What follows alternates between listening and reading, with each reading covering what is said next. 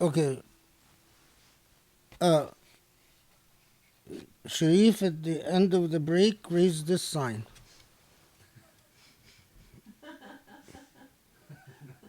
It says slow down. No claps.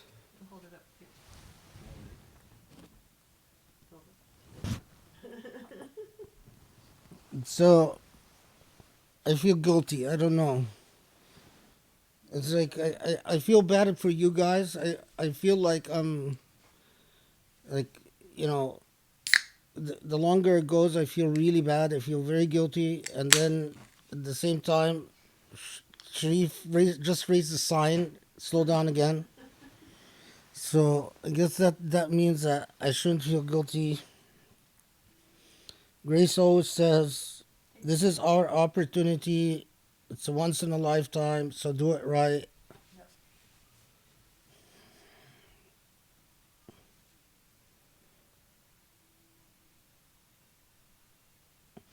You know, if I could do a surah in half an hour, maybe we would have hundreds or thousands of followers. But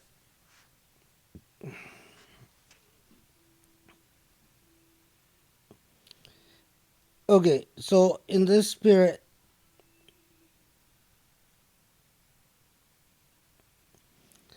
go back to Ayah 49. Um, بل هو آيات بينات في صدور الذين أوتوا العلم وما يجحد بآياتنا إلا الظالمون.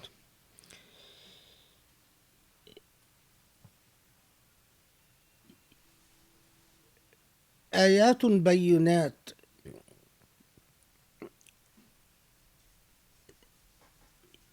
You know, normally it's translated as clear signs or a clear message, but bayinat really means clarifying. So it is a message. It is a message of clarity, or a message that clarifies. It's a message that elevates, that edifies. But this consistent theme that we find in the Quran, that those who deny the message are dhalimun, they are unjust, and it deserves a pause because it's such a consistent theme in the Quran. And notice here that the injustice is two sides.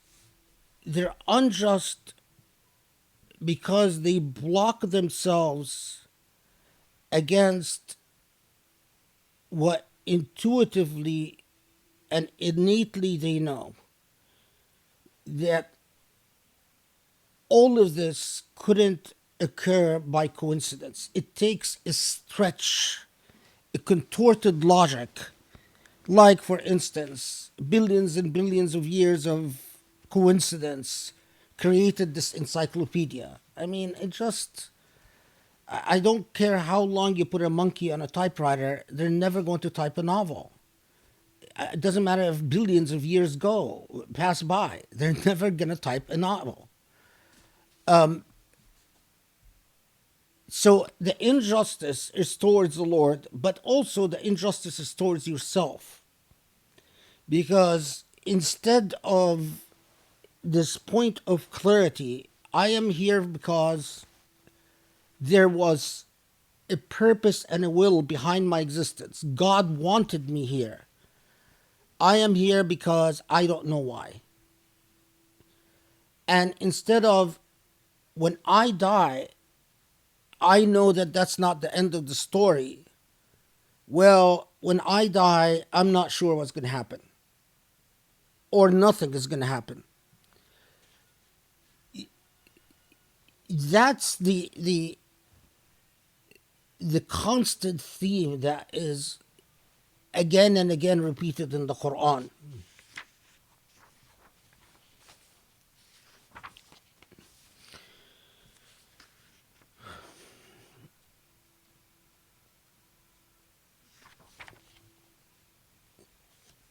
Okay.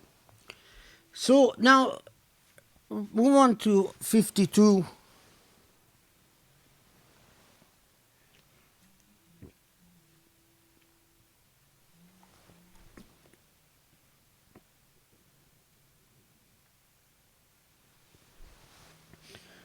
قل كفى بالله بيني وبينكم شهيدا يعلم ما في السماوات وما في الأرض والذين آمنوا بالباطل وكفروا بالله أولئك هم الخاسرون. What's the significance of saying, you know what, it is enough that God is my witness? Because this is really what it's saying. It is instilling an attitude in the heart of believers. If ultimately you in this fitna, in all the difficulties you go through, if you're looking for social approval, you're not going to get it. If you're looking for your opponents to agree with you, then it's a fool errands.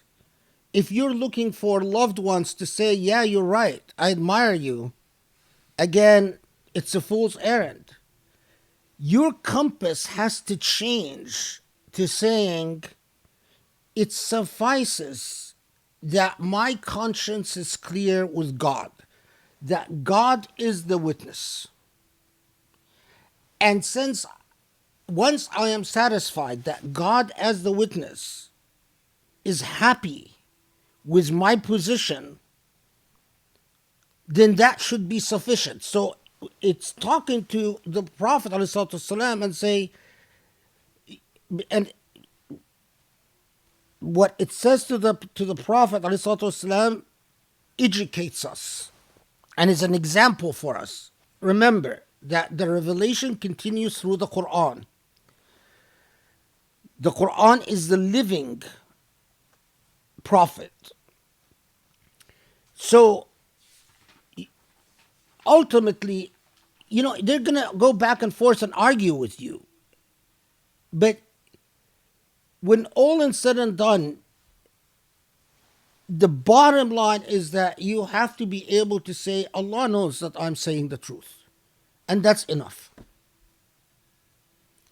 Because otherwise, the type of sacrifice that Allah is going to be asking Muslims to do would be too much for their consciousness. If you ultimately don't have that type of conviction, then it would be truly difficult to take the type of stand that is necessary at times to stand by what you believe in.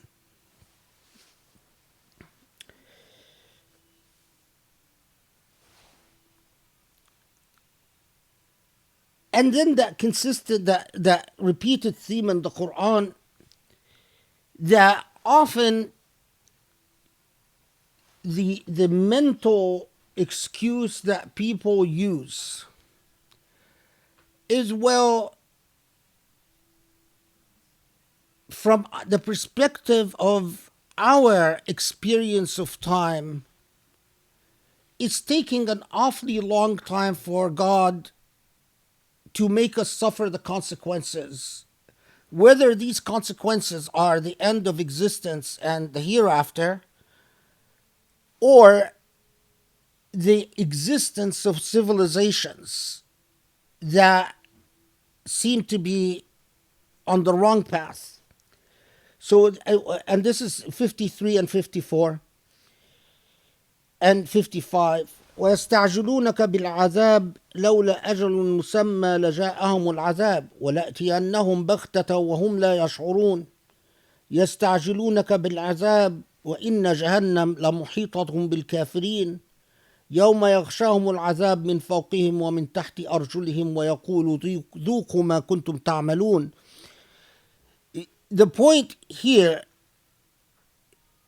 is that it's silly, because the way that you experience time, you might think it's a long period, but ultimately it is coming. And when it comes, how much time it took for it to come will completely be irrelevant. It's like when the Quran tells us about those who die, and then Allah says, or the angels ask them after resurrection, how long do you think you've been dead? And they say a day or two. It's the same idea that we find often the Quran reminds us of. People who existed during the Mongol Empire must have felt like the Mongols will reign supreme forever. We're the Mongols. Or the Byzantine Empire, it seemed like it's eternal. Or those who existed in the Sassanid Empire, an empire that existed for hundreds of years. Or those who existed at the time of any of the empires of Mesopotamia and the Euphrates that dominated the world. Humans experience time in a way, and it takes a level, and notice that the only way that you can understand place time in its proper perspective is either through a direct relations with divine time. So your relationship with Allah makes you understand that your entire life is millisecond in Allah's time. It's like you're literally like one of those light flies that flickers for a second and then poof, gone. That's your life from the divine perspective. Or through the study of history. And that's why the Quran constantly tells you, look at past nations. Because you're not going to understand that what you think is a dominant paradigm of power or subjugation or dominance or injustice is actually far from lasting and far from even very long, but is a direct connection with the divine time and or a study of history. And that's why historians, often talk about existing civilizations with so much skepticism, because 200, 300, 400, 500 years is nothing.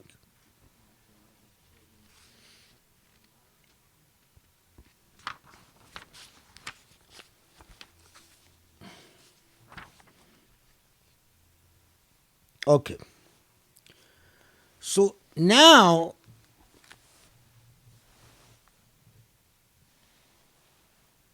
up to verse 55, it is prepping Muslims for what it's ultimately giving them as now a charge and obligation. And that comes in 56. يا عبادي الذين آمنوا إن أرضي واسعة فإياي فاعبدون. Okay, know that my earth is large. Can we derive this from a normative command that the current world where we've created borders and visas and all that is really against Quranic ethics? I believe so, but that's another matter for another day. But the earth is much larger than your society in Mecca and your circumstances in Mecca. So go seek a divine life where you can.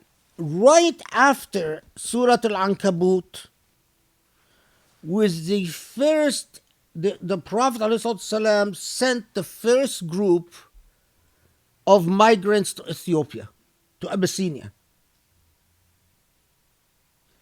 And then within a year of that, came the order to migrate to Medina. Literally, Allah, it's like you are, it's a divine plan that you need to study. That's why we study the Quran and the Seerah together. Right after this, notice that some of the people that are going to migrate to Abyssinia are among the closest to the Prophet ﷺ. And in migrating to Abyssinia, they're going to get on a ship. These people traveled by camels in the desert. It was not common for them to go to a port of sea and get on a ship. And it is very scary. And they go to Abyssinia and they don't know, they have no connections. These are not fellow Arabs where they have family relations and so on. It is completely an unknown other than the command of the Prophet. And they go there and Mecca follows them. Mecca sends people after them to ask the king of Abyssinia to turn them over. And as far as they're concerned, put yourself in their place. You're sitting there, the king of Abyssinia gives you permission to exist, but you don't have jobs, you don't have connections. So you're basically on your own, looking for a place to live, looking for a livelihood. The Abyssinian king is not feeding you. You're not guests in his palace. You're living in the villages. These were the first migrant Muslims. All the prestige of Mecca and the livelihood of Mecca and the commerce of Mecca and the markets of Mecca and the poetry of Arabs is gone overnight. They're living in Abyssinia, a language that for the most part they don't even know. They live with translators. We need to study the Seerah. They lived with translators. They lived in huts. They couldn't afford homes made of mud. So these group of Muslims, including Ja'far ibn Abi Talib, the Prophet's cousin, and Ali's brother, lived in a straw hut because he couldn't afford anything else. Straw, one room. And they relied on translators. And then when they heard that the Meccans have sent a delegation to the Abyssinian king, can you imagine the anxiety as they're sitting there thinking, if we're turned over, it's going to be death. Because we've embarrassed Mecca and betrayed Mecca by seeking asylum in Abyssinia. What they had to hold to are the surah of the Quran, including Surah Al-Ankabut. So among the most amazing is that they would sit and they spent evenings would study the Quran, what was revealed from the Quran. And among the most amazing descriptions I've read is that how they would sit and read Surah Al-Ankabut and it would bring them comfort.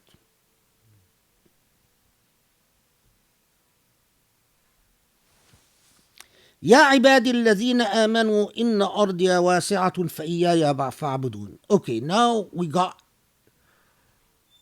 my land, so be ready. I'm going to ask you to go to where you can worship me, not to go where you can make a livelihood, not to go where you can become wealthy and rich. If you are going to be sincere and honest about this path, it is all about your relationship with me. وَلَذِكْرُ اللَّهِ أَكْبَرُ. Not your relationship to anything else. Many Muslims couldn't hack it. Because the way we write seerah, we don't tell you about the failure examples. Because we try to write a celebratory history. No, there were Muslims who could say, we can't do it. We can't migrate to Abyssinia. We can't migrate to Medina.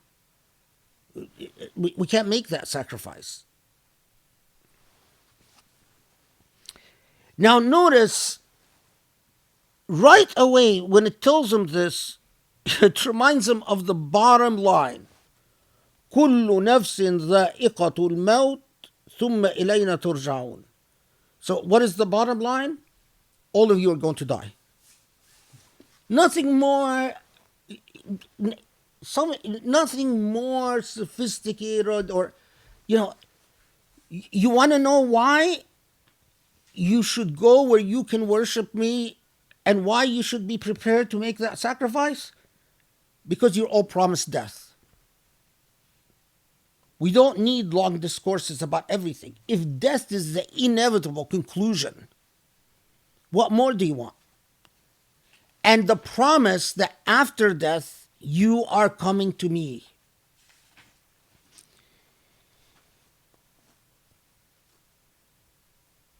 والذين آمنوا وعملوا الصالحات لنبوئنهم من الجنة غرفا تجري من تحتها الأنهار خالدين فيها نعم أجر العاملين. So those who persevere, their reward is Jannah. الذين صبروا وعلى ربهم يتوكلون وكأي من دابة لا تحمل رزقها الله يرزقها وإياكم وهو السميع العليم. So Allah at this point says that I know that this will take sabr, this will take perseverance. But perseverance, الذين صبروا وعلى ربهم يتوكلون, this is verse 59. The methodology is a methodology of trusting Allah and persevering in Allah, and patience in the path of Allah. But Allah knows that the anxiety is always about livelihood and how we feed the children and how we clothe the family. So Allah answers depending on your faith, either in the most anxiety-producing way or in the most assuring way. It says Allah feeds all type of creatures all over the earth all the time. When you think about how many creatures in existence rely on Allah for their sustenance every single second on earth, well, it might be that the path, the sacrifice you need to take, it might require that you adopt that attitude. Basically, no assurances other than trust in God. That's why Surah Al-Ankabut was a bombshell. You are, again, I'm emphasizing this because I don't see anyone in all the commentaries I've read that have paid any attention to this.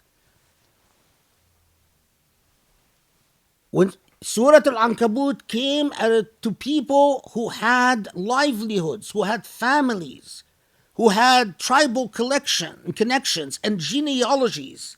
I am Ibn this, the Ibn of that, and the Ibn of this, and the Ibn of that. They had trade and commerce and networks, and they, had business in Yemen, and business in Syria, and business in Egypt, and business in India, and business in Bahrain, and business in Persia. And suddenly you are saying, there are priorities. Oh, it turned off. And these priorities might require you to make a huge sacrifice, a sacrifice of true jihad. Not donate 1% of your income, 2% of your income, 2.5%, 5% of your income. No, sacrifice it all.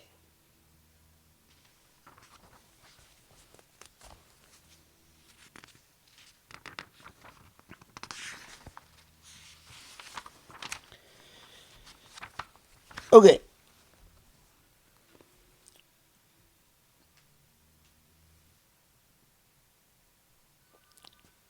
The commentaries on this portion of Surah Al-Ankabut typically, say like عن مقاتل عن الكلبي,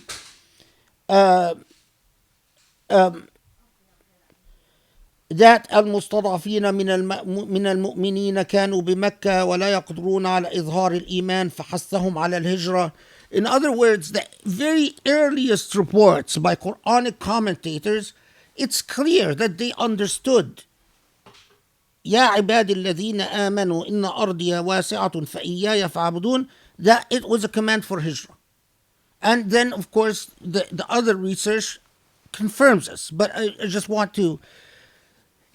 The other thing is that there are reports, for instance, just to give you, that when this verse was revealed,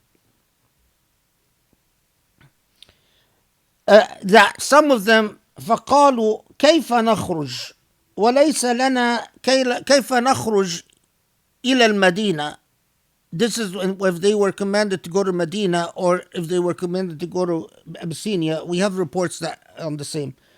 كيف نخرج إلى المدينة وليس لنا بها دار ولا عقار فمن يطعمنا ويسقينا فأنزل الله تعالى هذه الآية. That they said, well, how do you want us to immigrate and we don't have a home there and we don't have property there? Who's going to feed us and who is going to clothe us? And the response was this ayah.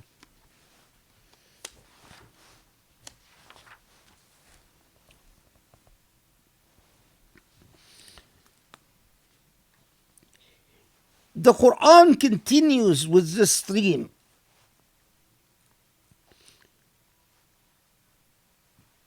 Underscoring this idea for this big challenge that Allah knows is coming to Muslims. وَلَئِن سَأَلْتَهُمْ, this is on verse 61. وَلَئِن سَأَلْتَهُمْ مَنْ خَلَقَ السَّمَاوَاتِ وَالْأَرْضِ وَسَخَّرَ الشَّمْسَ وَالْقَمَرَ لَيَقُولُنَّ اللَّهُ فَأَنَّى يُؤْفَكُونَ الله يبسط الرزق لمن يشاء من عباده ويقدر له إن الله بكل شيء عليم ولئن سألتهم من نزل من السماء ماء فأحيا به الأرض من بعد موتها ليقولن الله قل الحمد لله بل أكثرهم لا يعقلون. So here is the group of rhetorical questions. This is from 61 to 63. Rhetorical questions that you're talking to believers, to Muslims. And normally these types of rhetorical questions are directed at kuffar, but here it's directed at believers. And it says, if you ask them who created the earth, the heavens and the earth, they say Allah. Who created the moon and the sun? They say Allah. Who is capable of creating livelihood and means of living? They say Allah. Who allows things to grow and vegetation and life to exist through water coming from the heavens and the earth sprouting and fruit and so on? Say Allah. قل الحمد لله بل أكثرهم لا يعقلون. So, unlike when the Quran when it poses rhetorical questions to kuffar, like for instance when it says, do your idols avail you of anything? And then the comment usually is, truly these are the ignorant, truly these are the misguided. But here, because the rhetorical questions are directed at Muslims, so what do you say in response to the rhetorical questions and their answers to the rhetorical questions?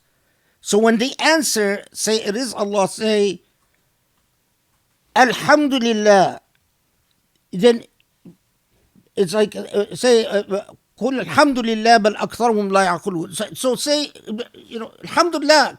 So can't you think rationally? It is as if Allah is telling you, it is the most logical thing. If I'm asking you to make this sacrifice, then if you are truly a believer, then the answers are obvious. Then a reminder that underscores all of this, because it is not a promise that Allah, you're going to migrate and you're going to have an easy time, or that you're going to migrate and Allah is going to make you rich. Allah doesn't promise them that, because actually many of them are going to migrate and eventually lose their life in battle. And some of them are going to migrate and be among the Ahlul Safwa, or Safwa as they're called, the impoverished homeless people that live in the mosque. Some of them are going to become rich, sure. But that promise collectively doesn't hold. Individually, some will be rich, some will not. Some will live, some will die. Some will catch the plague and die of disease. Some, as I've talked about in my khutbah, go from being very rich in Mecca to complete rags in Medina. So, what does the Quran remind them of?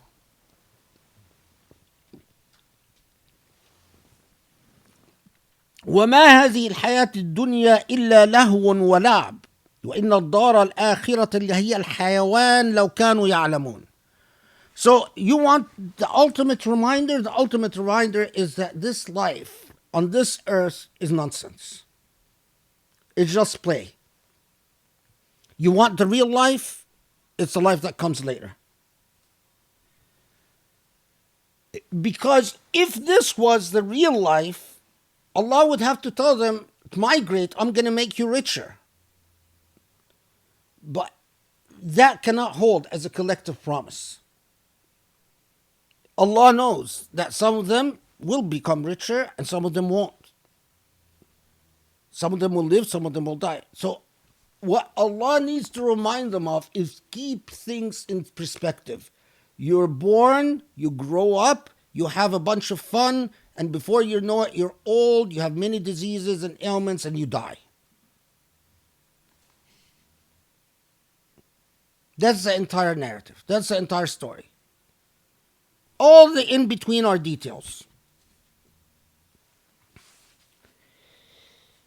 And then the often oft-cited reminder,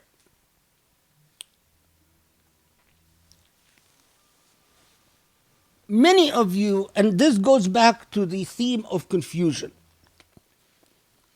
many of you say, when presented with a true challenge and a true sacrifice, when people don't want to sacrifice, what did we say they do? They say, oh, I'm confused. I'm not sure. Well, after all, I discovered I'm not sure if I'm a Muslim at all. Maybe I'm not. Well, because they're being asked to sacrifice. And this is precisely what happened with a lot of Muslims at the time. So Allah tells you the most obvious test. What if you are in a ship that is about to drown? In our days, what if you are in a plane that is about to crash? At that moment, are you going to start saying, Allah, please, please, please, please? You're going to start reading the Fatiha. You're going to start begging Allah, please, please, please, help, help, help.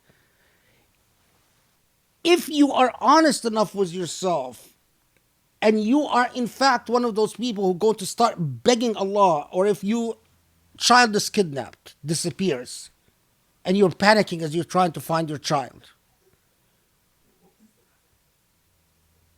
then know that your claim is of confusion, of obfuscation, because you don't want to sacrifice. A true unbeliever would go with the plane down crashing, say, God be damned. With the ship that's going to sink, say, there is no God to help me, I'm not going to pray to anything. The child kidnapped.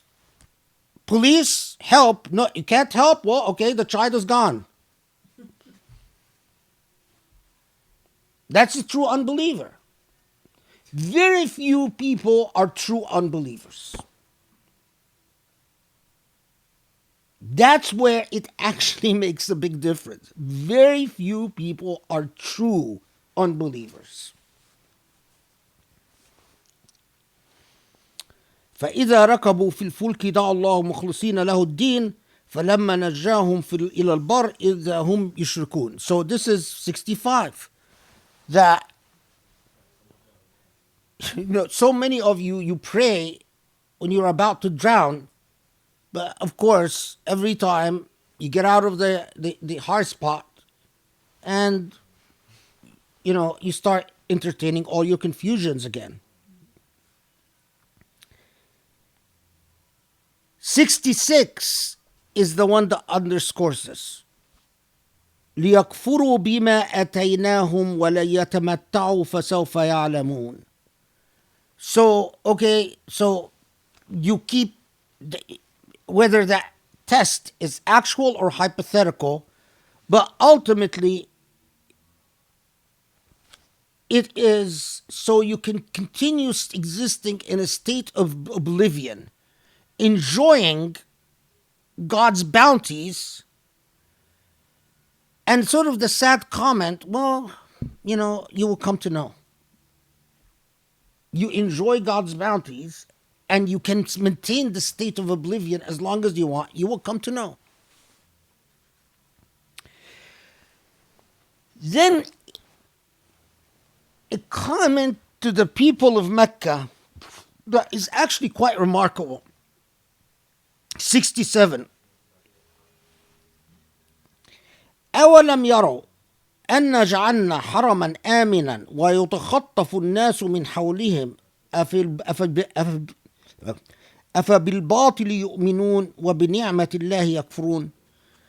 Don't they see, if they reflect upon their own condition, don't they see that in Mecca they live a secure and safe life, and people all around them, يتخطفهم الناس, an amazing expression, they are being abducted and seized all around them, but they have a safe life.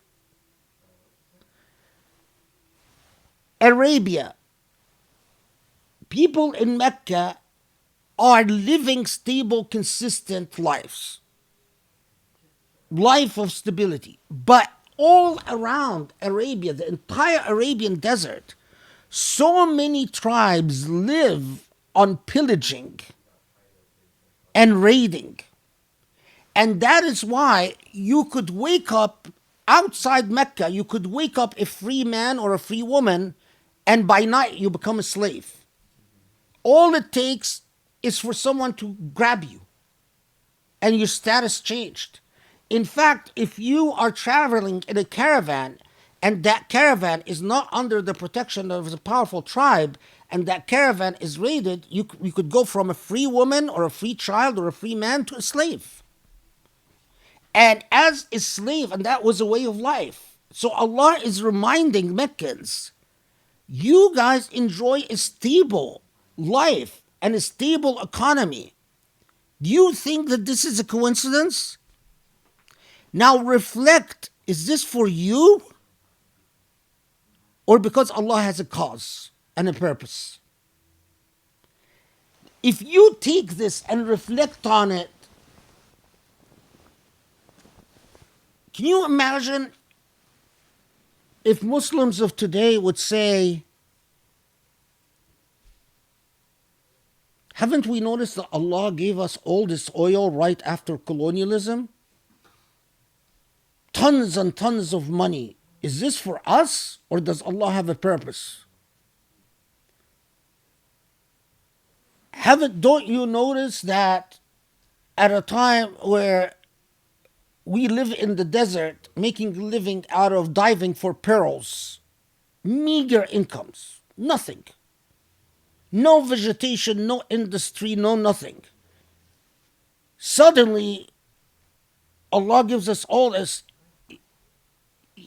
If the descendants of the Meccans, the Arabs of Arabia, would pay attention,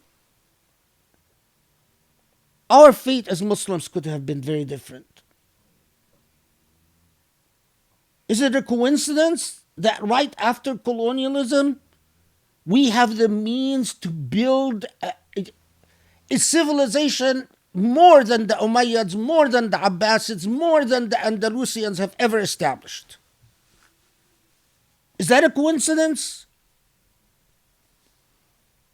And what do you think when Allah, we go on hereafter and say, yes, Allah, we took all the oil money and we created all these investments in Paris and in Geneva and we bought soccer teams, and we bought, including the Emiratis, buy an Israeli soccer team that is Islamophobic and that is racist against Arabs and Palestinians.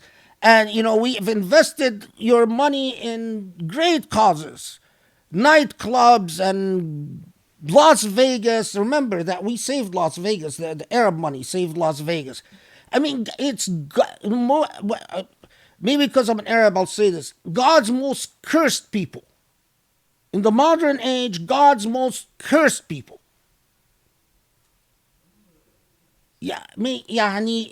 I'm an Arab, and I don't like looking at myself in the mirror because I'm an Arab. I'm ashamed.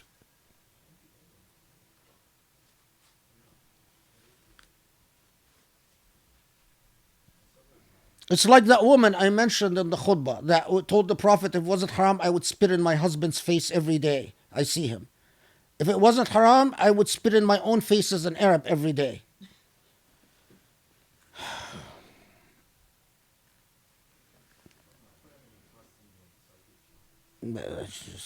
Anyway, so Meccans, don't you notice that Allah has made you safe?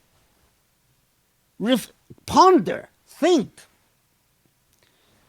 But at the same time, the irony that now these Muslims are going to leave the Haram al-Amin, the safety of a stable life that Meccan society has, to a completely unpredictable and insecure and unstable life in Yathrib, where they are living under constant threat, no prestige, and in Abyssinia, where they are absolutely nothing. Look at the irony and the duality and the paradox. So it's like telling the kuffar, look, you have a very stable, safe life.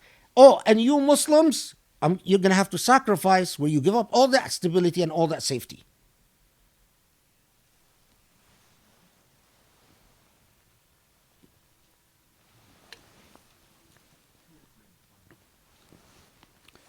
ومن أظلم ممن افترى على الله كذبا أو كذب بالحق لما جاءه أليس في جهنم مثوى للكافرين وللذين جاهدوا فينا لنهدينهم سبلنا وإن الله لمع المحسنين. So this is now 68 and 69. Who is more unjust than that افترى على الله كذبا, who gives the lie to God? But how do you give the lie to God? You give the lie to God by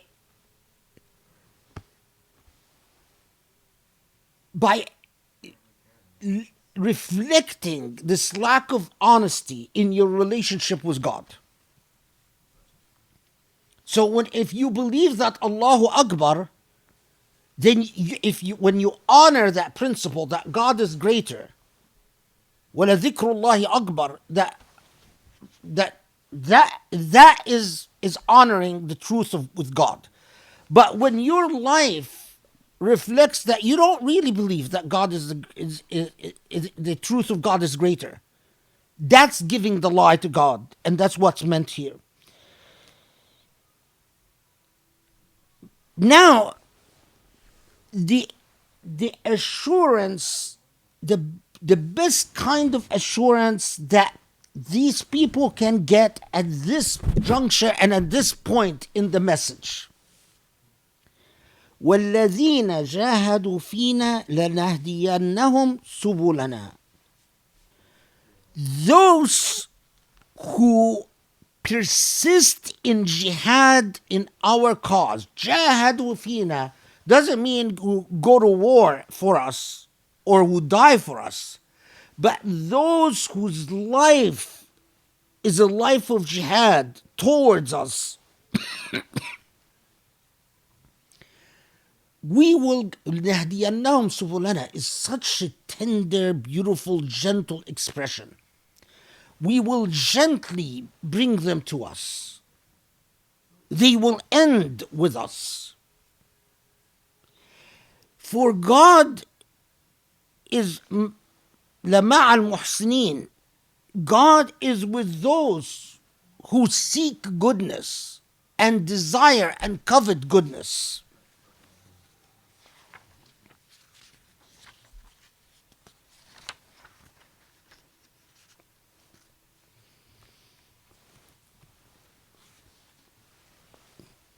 Wait, I forgot something.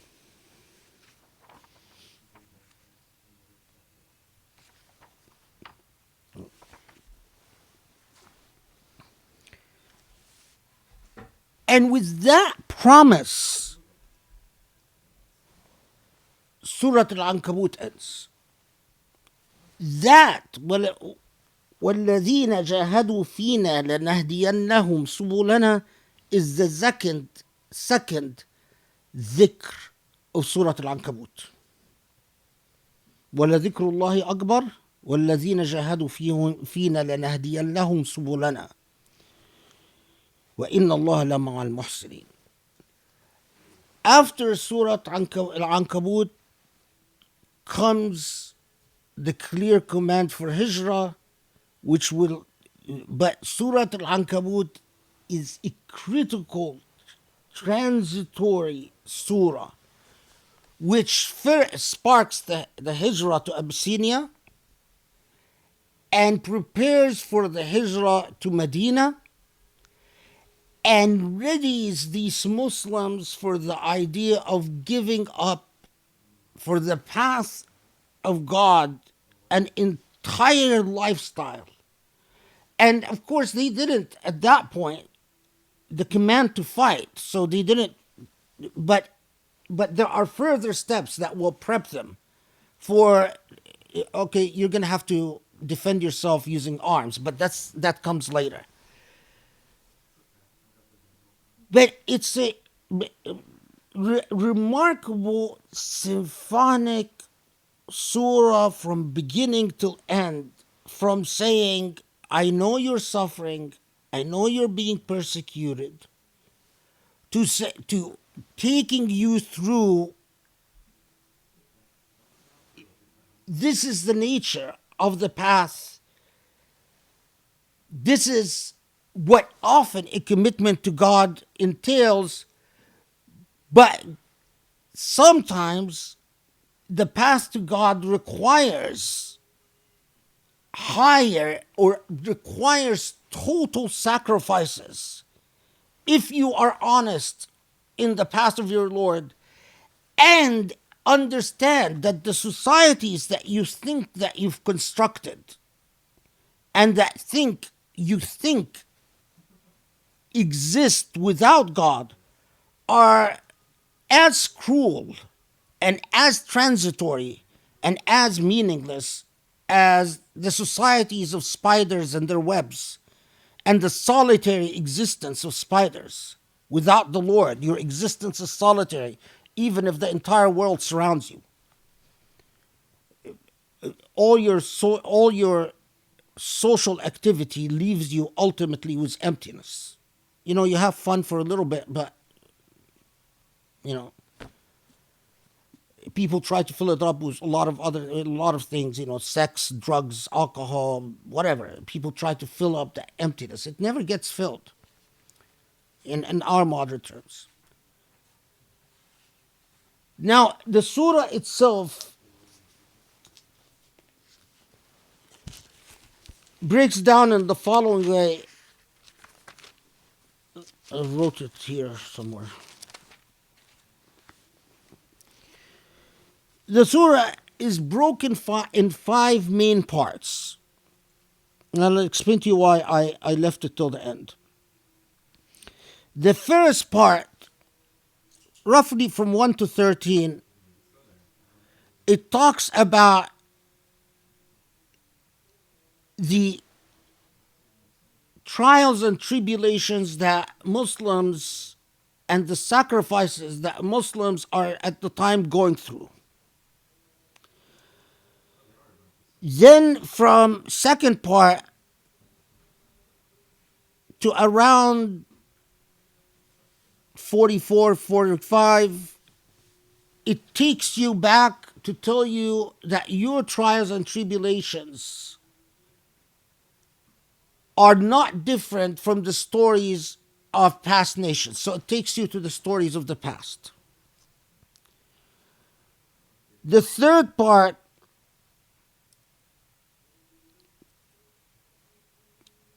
from around 45 to 50 something,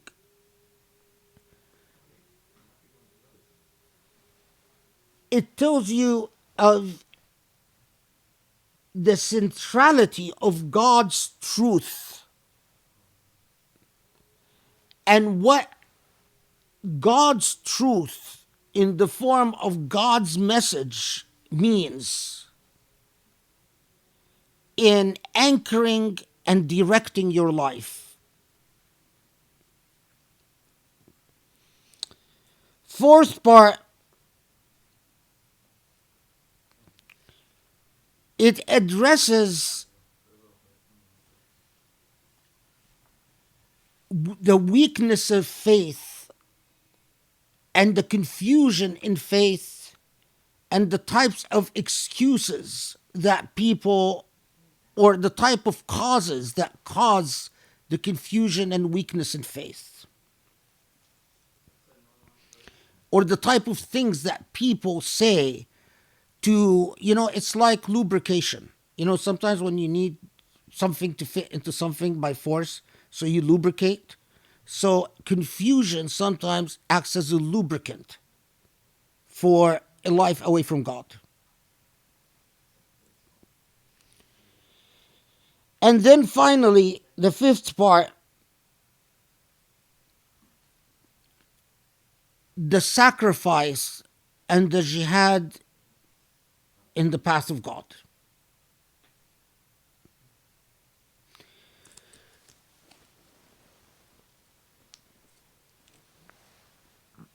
Al-Ankabut is literally, unlike a lot of surahs, that you can take section 1 and recite section 1 and get, beginning and end from one of the sections. Al-Ankabut, you don't get what the surah wants to tell you unless you go through the entire sections. It starts out with, I know you're suffering. Okay. But then if you grab one section out of context, you miss the entire point. So it starts out with, I know you're suffering, but then carries you in this sort of narrative from I know to suffering to your path is a path of jihad. So it's not, I know you're suffering, but don't worry, I'm gonna make it all better for you. But I know you're suffering, but understand that's the nature of life on earth for believers.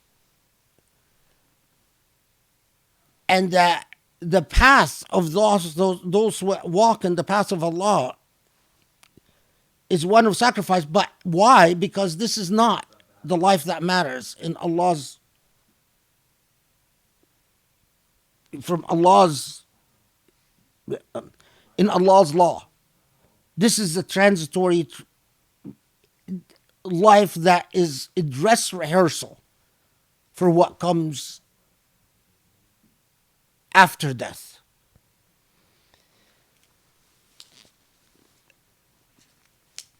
Some of the, well, I mean, this maybe takes us a little bit, a little bit, but anyway, someone said that before you are created, before you come, you're born on earth, you are in a state of ghaiba kubra. And after you die, you are in a state in ghaiba sughra. And that all human beings go through the big occultation, big ghaiba, and the smaller occultation, the small ghaiba, that it was a Sufi text that basically that you start out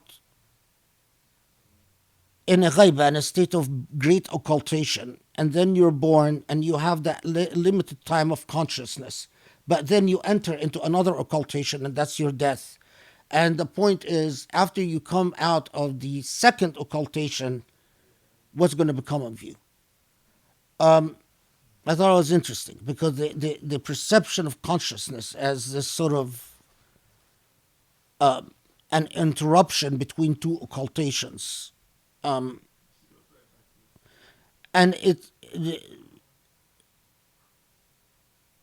okay, anyway. Yeah, so I'll stop here. I'm sure I remember things. Now, you understand maybe that why I didn't want to do Al-Ankabut, because it's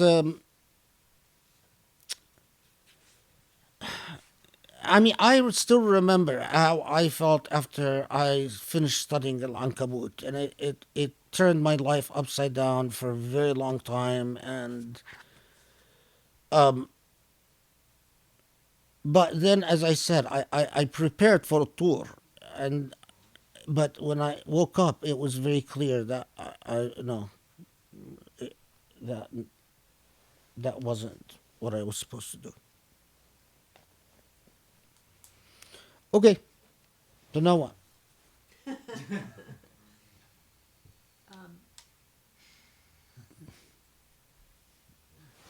Who's still here? Maybe we should take a short break for people to Hello. collect their questions. Okay. Oh, okay. So short break so people can what was the question? Collect their questions. Okay. And submit them through. You want to tell people? Yeah. Sure.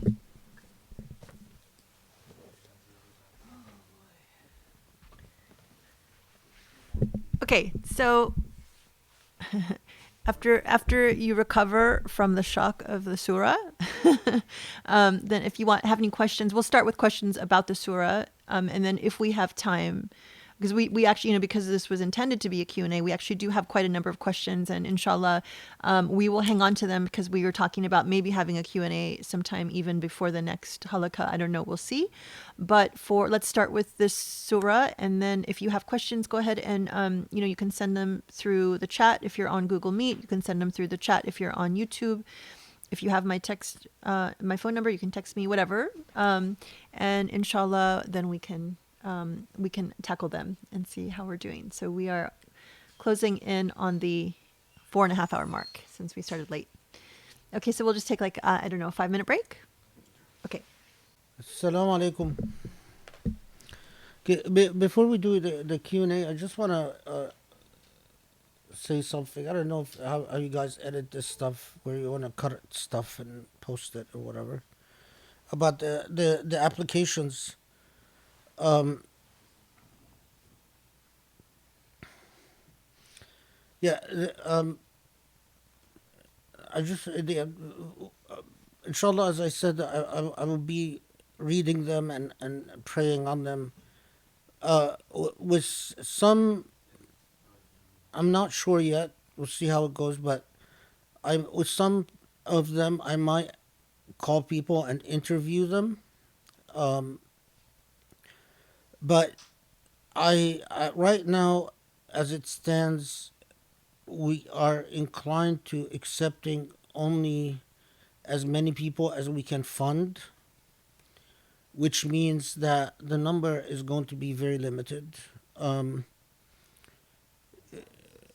because it's just, if we are actually going to start in January, inshallah, if we're able to, inshallah, then, that, yeah, that would limit the number of people. So if there are, if the people out there are the people that Allah has entrusted with the means, I don't know if they even bother to ever listen to someone like me, but just in case. Because Sharif says I insult rich people all the time and then I expect them to donate. And as long as I insult rich people, they're not going to listen to me. But so I'll try not to insult rich people, at least for the sake of the students. You can uh, donate to sponsor a scholarship. Like, say, I want to create one scholarship, two scholarships, 10 scholarships, whatever.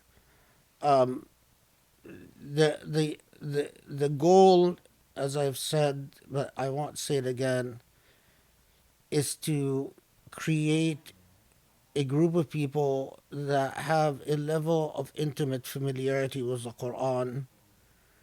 You know, this is a long journey. We haven't even dealt with something as formidable and as heavy duty and very, very heavy duty like Surah Al Baqarah or Surah Al Imran or An Nisa. Um, and it is invaluable to have Muslims that know the Quran well and know it as a living prophecy, not just as a dead book, not as a book that they put on their shelf and maybe read from in Ramadan or when someone dies, but as a living prophecy, a living prophet amongst them. And inshallah, my hope is also that these people can go back to these halaqas and organize this material in order of revelation. Because that's why I always say this surah was revealed after this surah, and create tafsir, written, published tafsir, um, based on the work that I've done, that tracks this research, because I think that would be an important contribution to the Islamic civilization, and it would be the beginning of a journey for.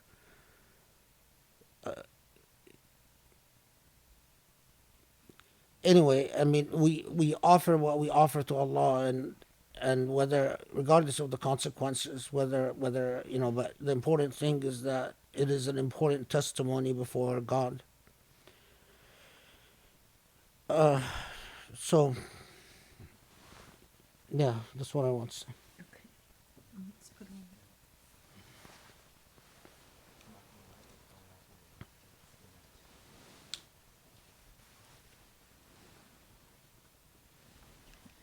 in. Okay. Ready?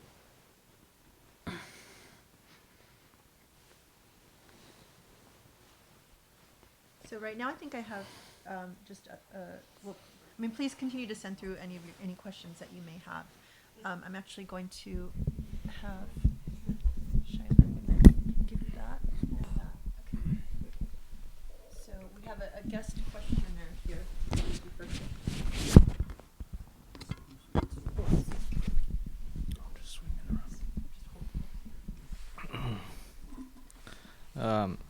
Thank you again for delivering us another masterpiece. Make sure it's loud enough so you can pick it up and. Okay.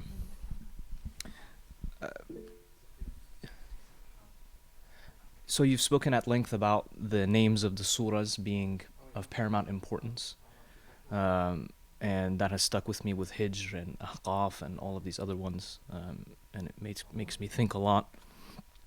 And here in Ankabut, you spoke about the web seemingly becoming a mirage of sorts.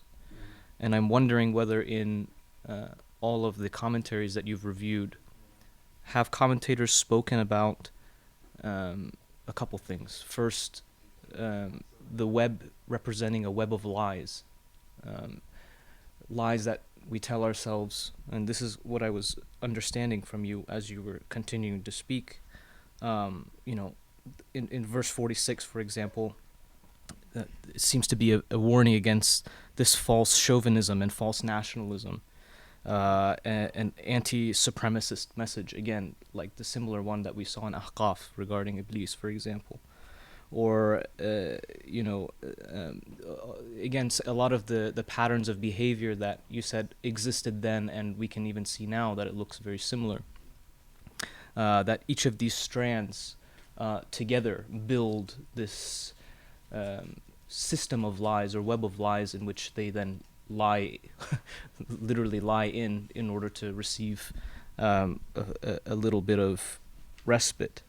And then I feel that then, as you said, Allah then tells you to build a new society instead of building it on these lies, to build it the society based on Allah's truths that He has sent through the message. So I was wondering whether there were, whether there were any commentaries that spoke about that. And then just to cap it off, I thought of, being that this was right before the Hijrah, I thought of the story of the Prophet and his companion going into the cave and being protected by the image of the spider web. And I thought, has anyone written anything on the metaphorical value of the fact that they came forward and were ambushed or prohibited from seeing what was inside the cave because they're so used to the mirage of the spider web within which they already live that they thought, oh, there's nothing wrong here. Here's the spider web. This is just as normal, and turned around and left. Yeah.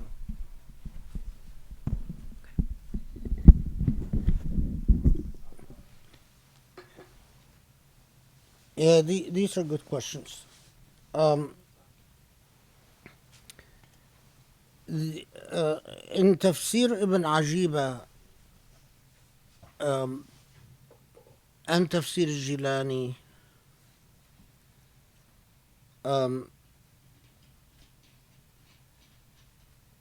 another tafsir that I can't remember right now, they do talk about the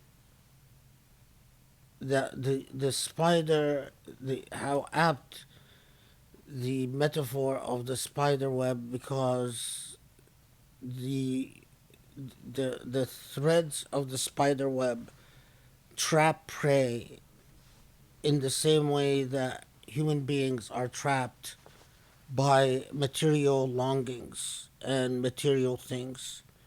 That they say, and this, of course, these are tafsir that are very Sufi oriented, that human beings trap themselves. If I remember correctly, it was Ibn Ajib who said that human beings trap themselves and then devour themselves.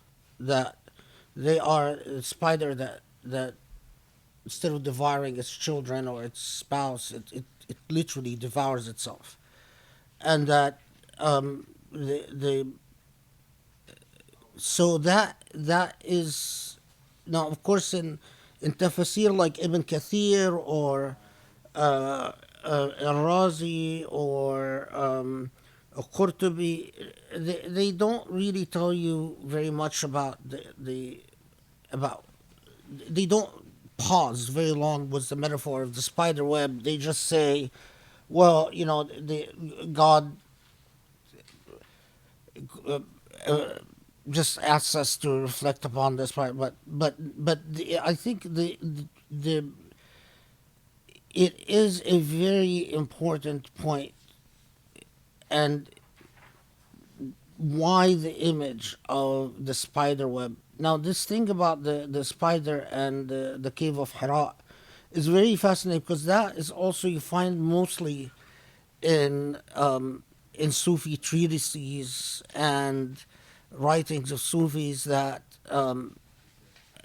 did notice the interesting connection between Surah Al-Ankabut right before Hijrah, and then the narratives about the spider web fooling, uh, that it is that there's a certain irony to it, that but these are important points, and they're exactly the type of points that if you live with the surah and you make the surah your companion, um, it starts yielding these insights, and these insights lead to greater insights.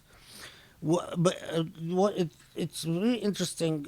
Um, Ibn Ajiba, when it in one of the ayat in the Quran, I forgot in which surah it is, but when it talks about kitabun la yamassuhu illa al-mutahharun, and Ibn Ajiba says that what this means is not just that this is a book that can only be handled by the pure, but Ibn Ajiba says that in fact this book doesn't yield its insights except for those who purify themselves. And the reason that came to mind is that Ibn Ajiba then says, for instance, the metaphor of Al-Ankabut, and then he talks about how um, the that only those who struggle to purify their hearts can understand why God uses the metaphors that God uses and what God wants us to reflect on. So yeah, these are really very significant points.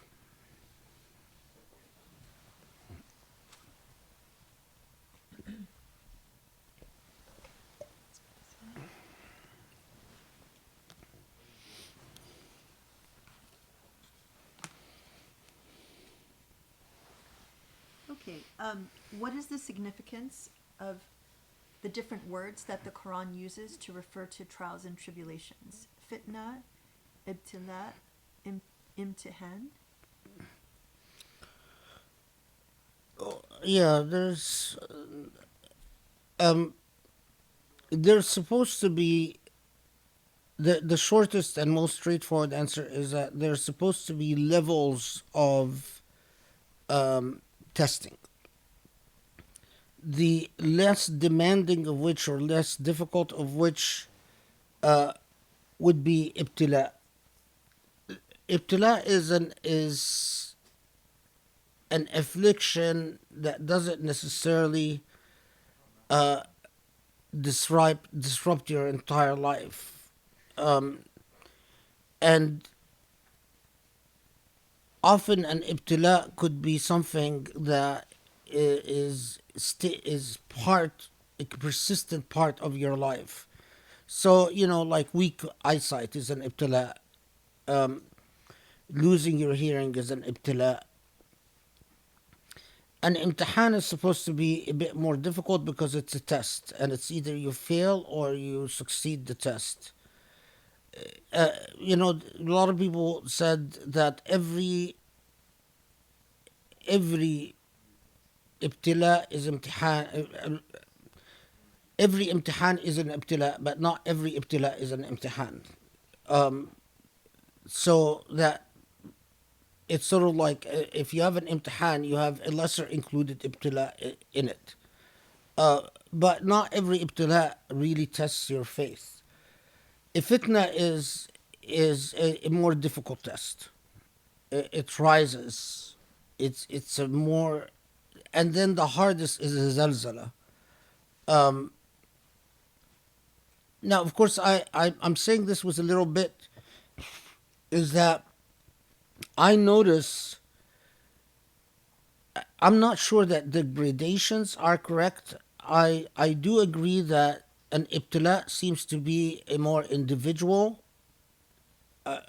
In my view, an ibtila is more individualized and it's more a permanent part of a human's life, while a fitna seems to be an intervening cause that is disruptive and it seems to be more generalized.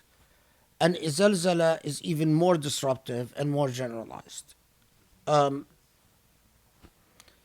but yes, that's an overall is the differentiations in terminology. Okay, thank you. What are the precise reasons that despairing in Allah's mercy is impermissible? Does the wrongness come from rejecting an attribute of God, or is it wrong for denying God's favors on oneself? Is there a traditional theory of wrongness in relation to God and God's rights that I can refer to or read about? Oh gosh, I didn't even. Subhanallah, did you understand? No, I'm I sorry. heard little parts Okay. of it. Sorry, I didn't realize it was off. What are the precise reasons that despairing in Allah's mercy is impermissible? Does the wrongness come from rejecting an attribute of God, or is it wrong for denying God's favors on oneself? Is there a traditional theory of wrongness in relation to God or God's rights that I can refer to or read about? The part about read about, yeah, there is a great deal. I mean, just if you read Ihya Ulumuddin, Ghazali writes about this at great length. Um, I mean, and that's just, I mean, I don't know if this includes just the translated material, but if you're referring to Arabic texts, I mean, Muhasibi writes about it, Mullah Sadra writes about it, Razi written, Qadi Abdul Jabbar has uh, literally a whole volume in his Mughni about it. Um, so in terms of discourses, yeah, there's a huge body of literature. If one is limited to English, there are a number of good books on Islamic theology that I think are in the recommended reading list that Usuli has. That most of these books that written on Islamic theology, even by Said Hussein Nasr, talk about various aspects of the sort of the theoretical approaches. But more specifically, this whole issue about God's despairing of God's mercy. It is not the denying of an attribute of God that is the problem, but it is a fundamental misunderstanding of what your Lord wants from you.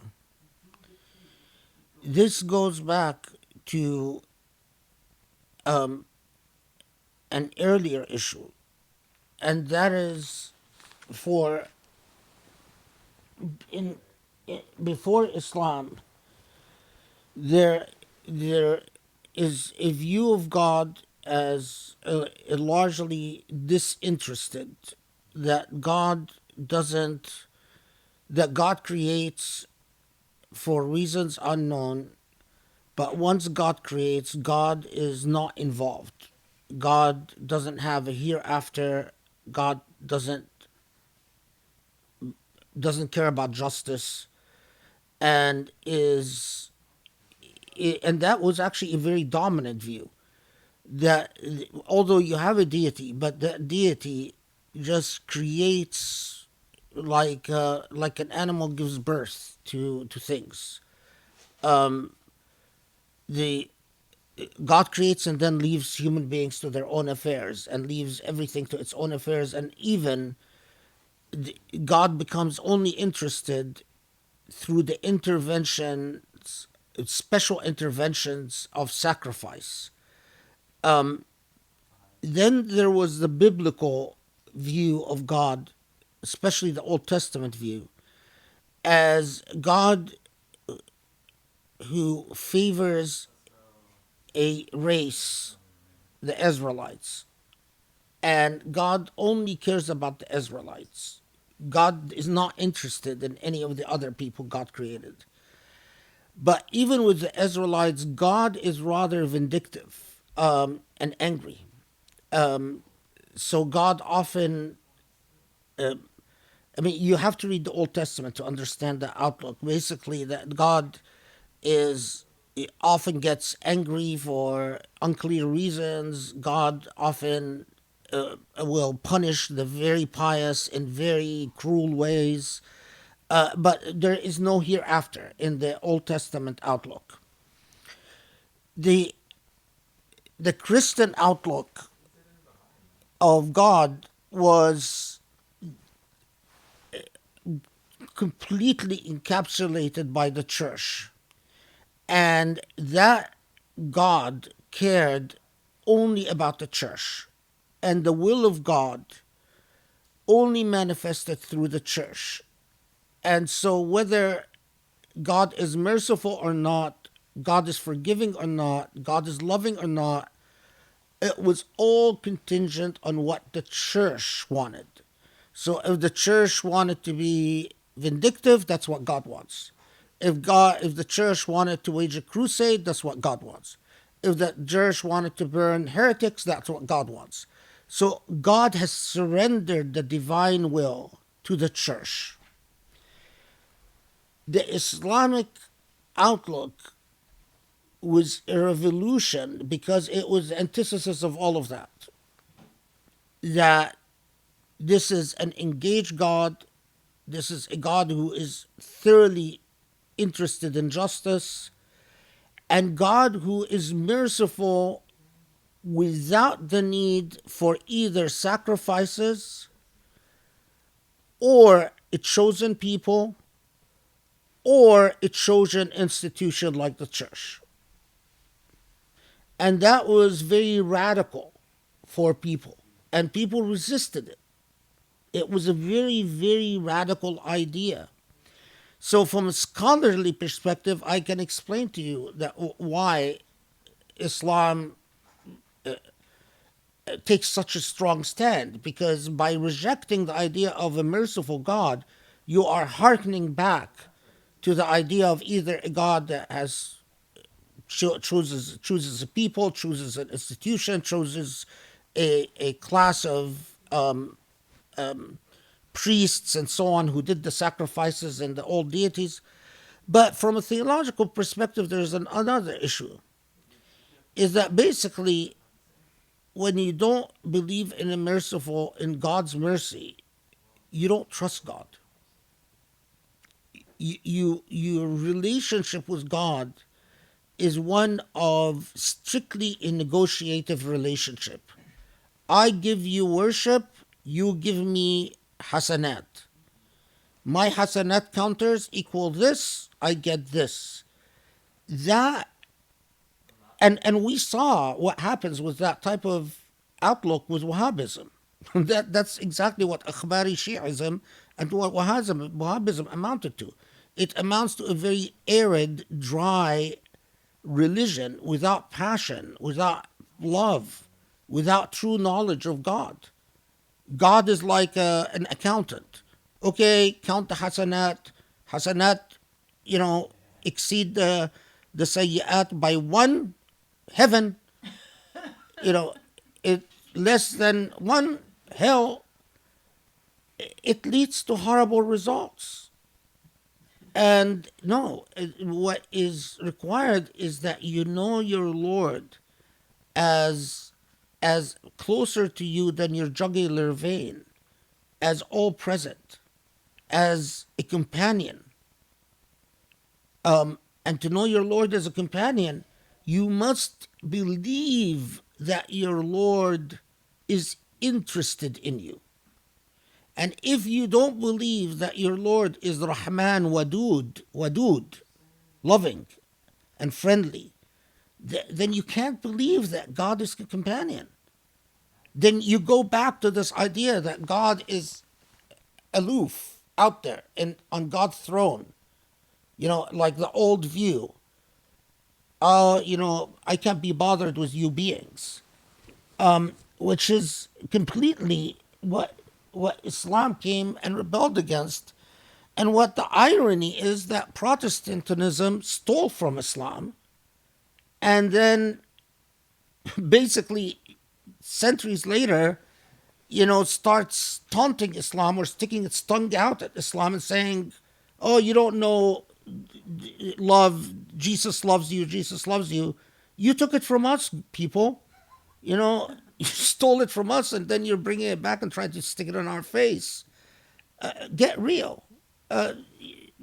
That's just so it's important to understand what the and if we cared about knowledge, if we funded true scholarship, believe me, the whole world would know what I'm telling you. I mean, it would be it would be so well documented. It would just be accepted scholarship. But it's because we're a colonized people who spend their money on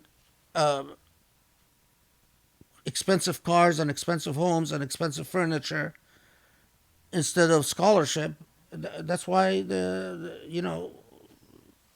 that's why when I say things like that, people are surprised.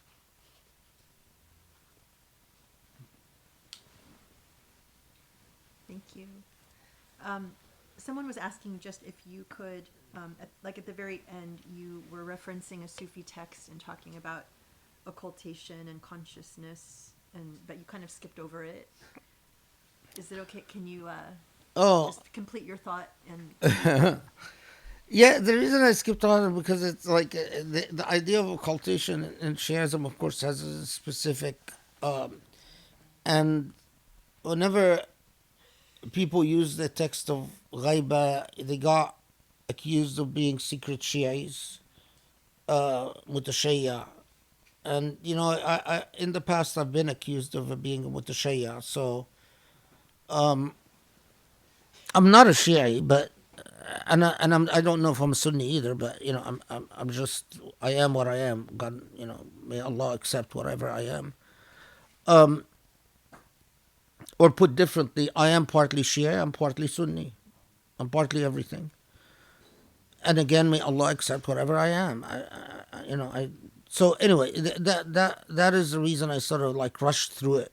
A little bit of cowardliness.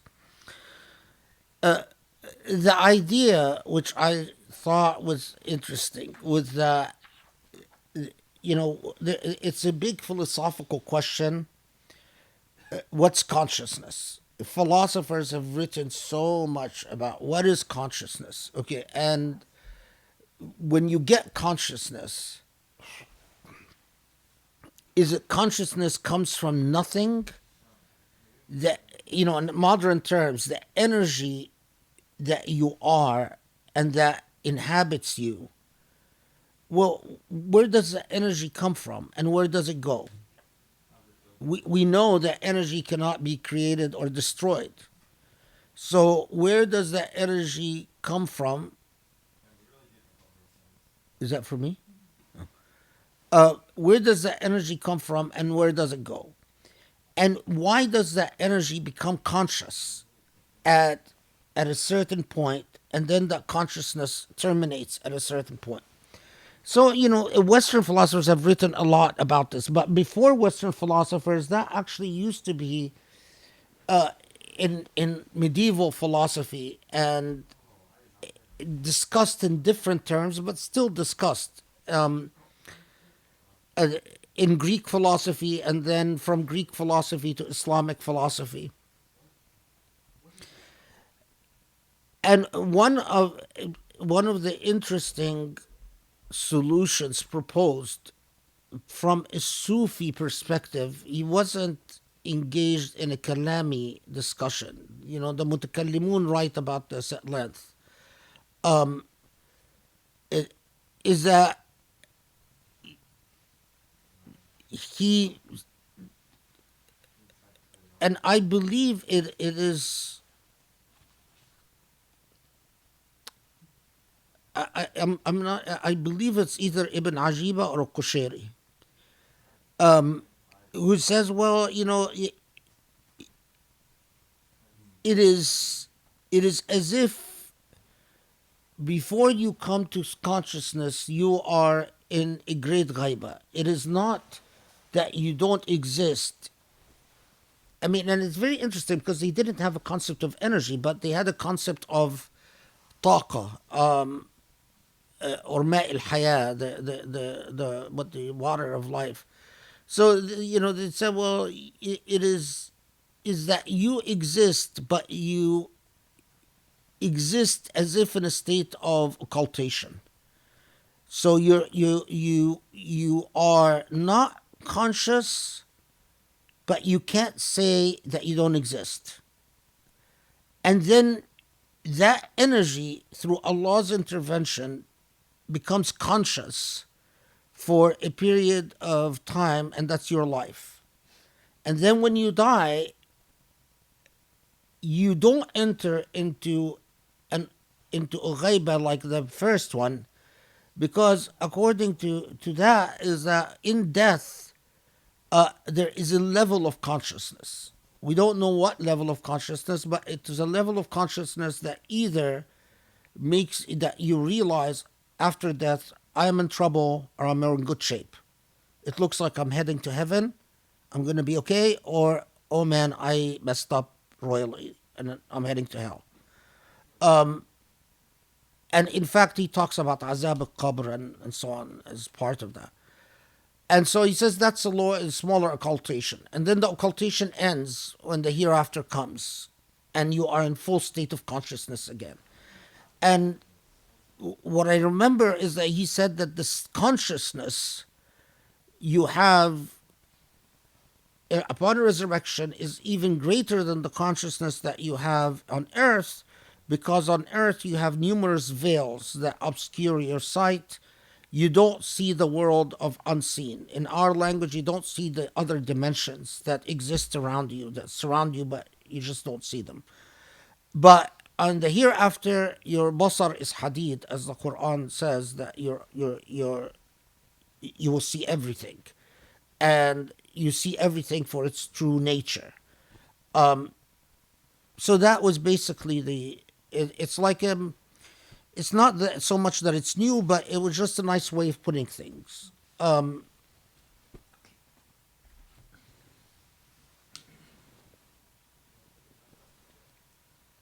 thank you.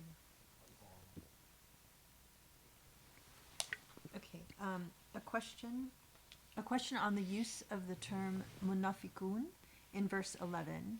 I had the mistaken impression that this term only emerged in the Medinan period. Is Ankaboot the earliest use of this term in the Quran? That's a good question. Yeah. And from the halakha, I see Ankaboot as warning of the dangers of nifaq, specifically among believers. Then only later, post-hijrah, does Allah use nifaq to refer to an external group of hidden unbelievers. Is this correct? Yeah, that's a good question. That's actually something that I just neglected to talk about. That yes, you're absolutely right. Munafiqun, the first time that it emerges is in Ankabut, and it is pre-Medina, and that theme of nifaq becomes far more developed and far more present in the post-Mecca period. And of course, it becomes a far more persistent problem. But it what? Hypocrisy and hypocrites. But it was in as the Quran prepares Muslims to make the ultimate sacrifice. I mean, it's very interesting that as they are a persecuted group, the term hypocrisy is not used in the Quranic discourse, and as if the persecution and the persistence of persecution it creates a solidarity and a black-white mentality between people. You know, it's either you are with Muslims or and the other party against Muslims.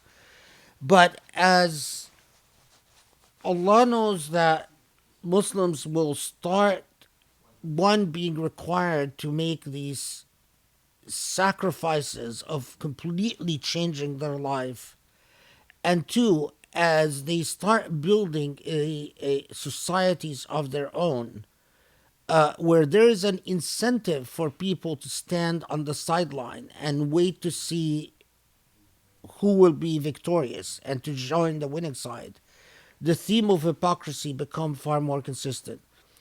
But Al-Ankabut uh, is a surah where you have the Quran specifically pointing out that that hypocrisy could be a serious problem among believers. And as I studied Al-Ankabut, I mean, to me, it's remarkable how uh, it it introduces Muslims to the idea of, and because also Al-Ankabut is where, if I recall, I'll correct this later, but if I recall, it's the first time where the concept of jihad is used systematically as a struggle against the self. And with that, the concept of hypocrisy is also is invoked. So I mean, it's so many levels. Al-Ankabut is a remarkable surah, because it upped the ante for everyone and required everyone to look within and to ask themselves, are we now prepared to make a larger sacrifice? And it's something to think about. I mean, if you are chained and tortured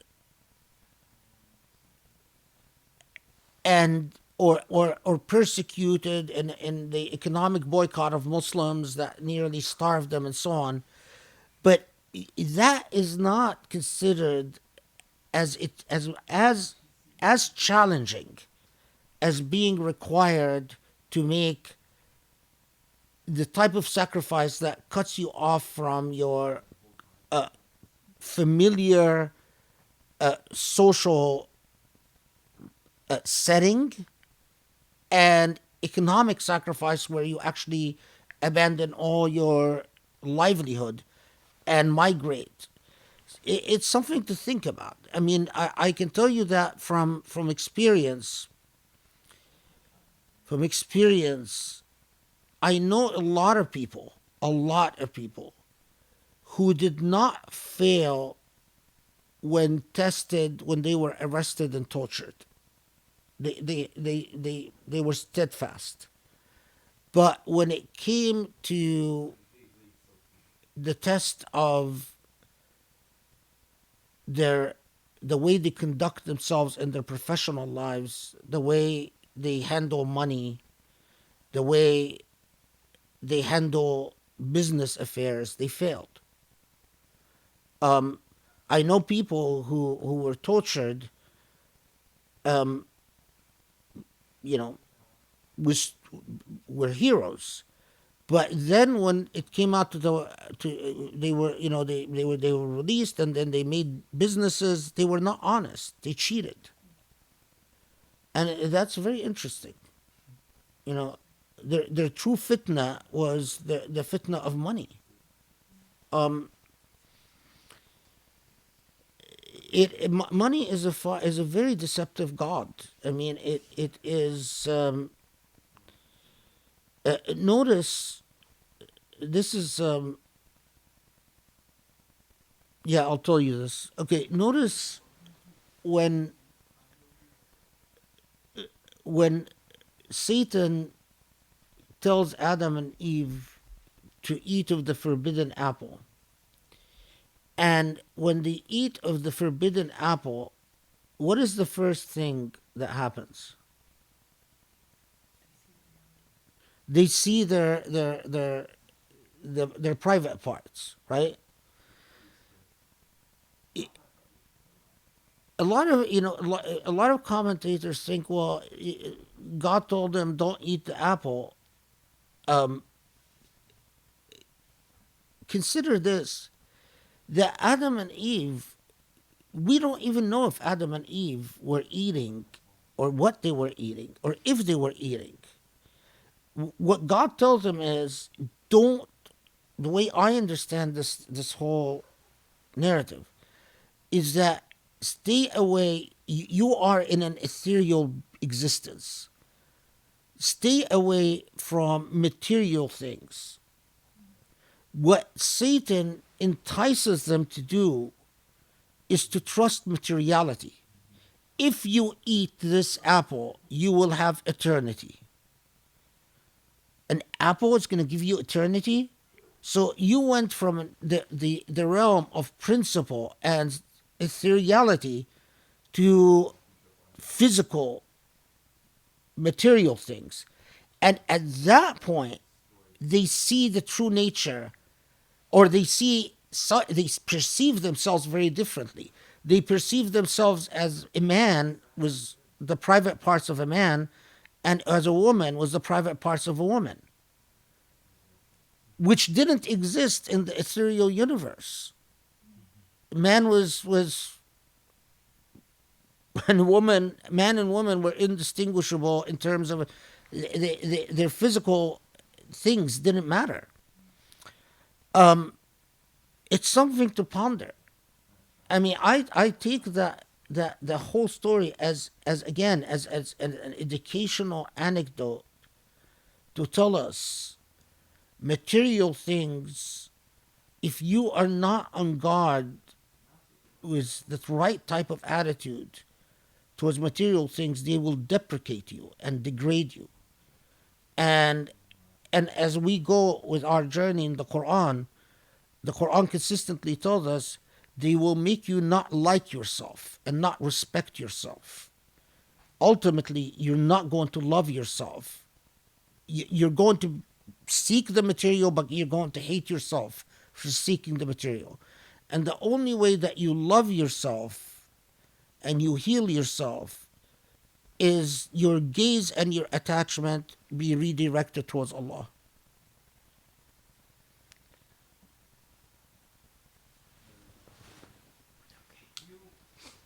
Alhamdulillah, thank you. In Surah Al-Aqaf and Ankaboot both warn about what we build our reliance upon. Is there any difference to be understood between the two warnings? While Aqaf seemed to be directed to the unbelievers, was Ankaboot directed towards the believers? That's a good question.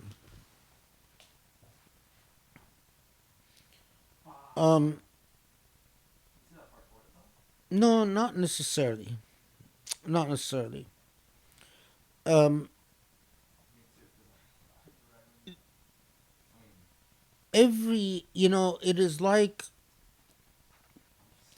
it's really like if you're raising your child and you want to teach your child a group of lessons about your ethics, um, the right attitude towards life, morality, virtue, and you use different approaches at different times as different examples arise in life. And you're telling your child, look, this happened. If you think about it, this teaches us this. And if you are a good parent, all the lessons will complement each other.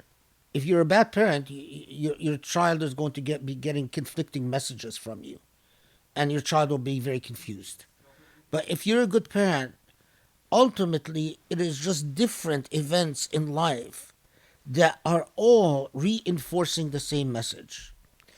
And my journey with the Quran has taught me precisely this, that the Quran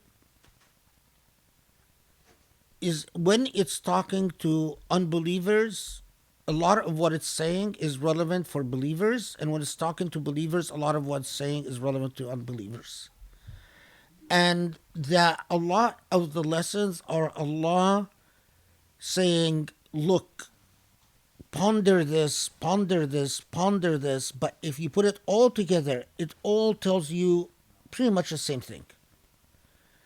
In the same way that, when Allah says, if you had all have the right attitude towards life, you could be on quick. It's like you exist on an unstable quicksand.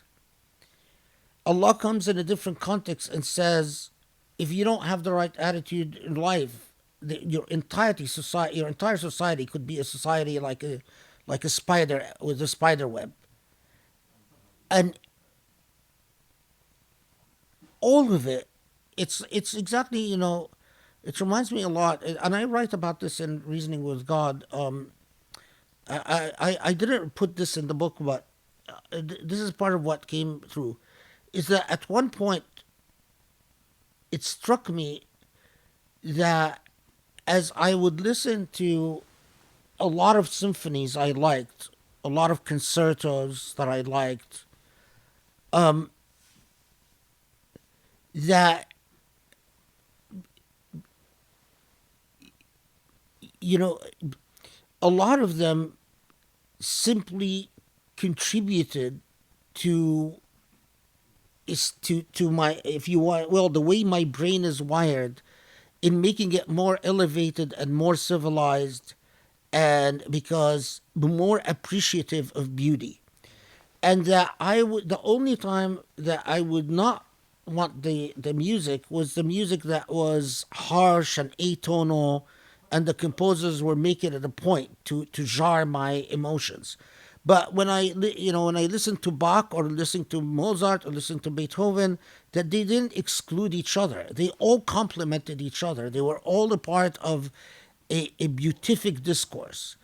And that my relationship with the Quran became very much like that. Is that at times what would come to my mind is that, oh, is my life like being on quicksand? Am I standing on stable grounds? I better be careful so I'm not being like a spider with their spider web. All of it would be relevant, and they don't exclude each other, and we don't need to segment it. And as we'll see, there are so many of these messages that complement each other, like symphonic performances that elevate your spirit, and your intellect and your soul.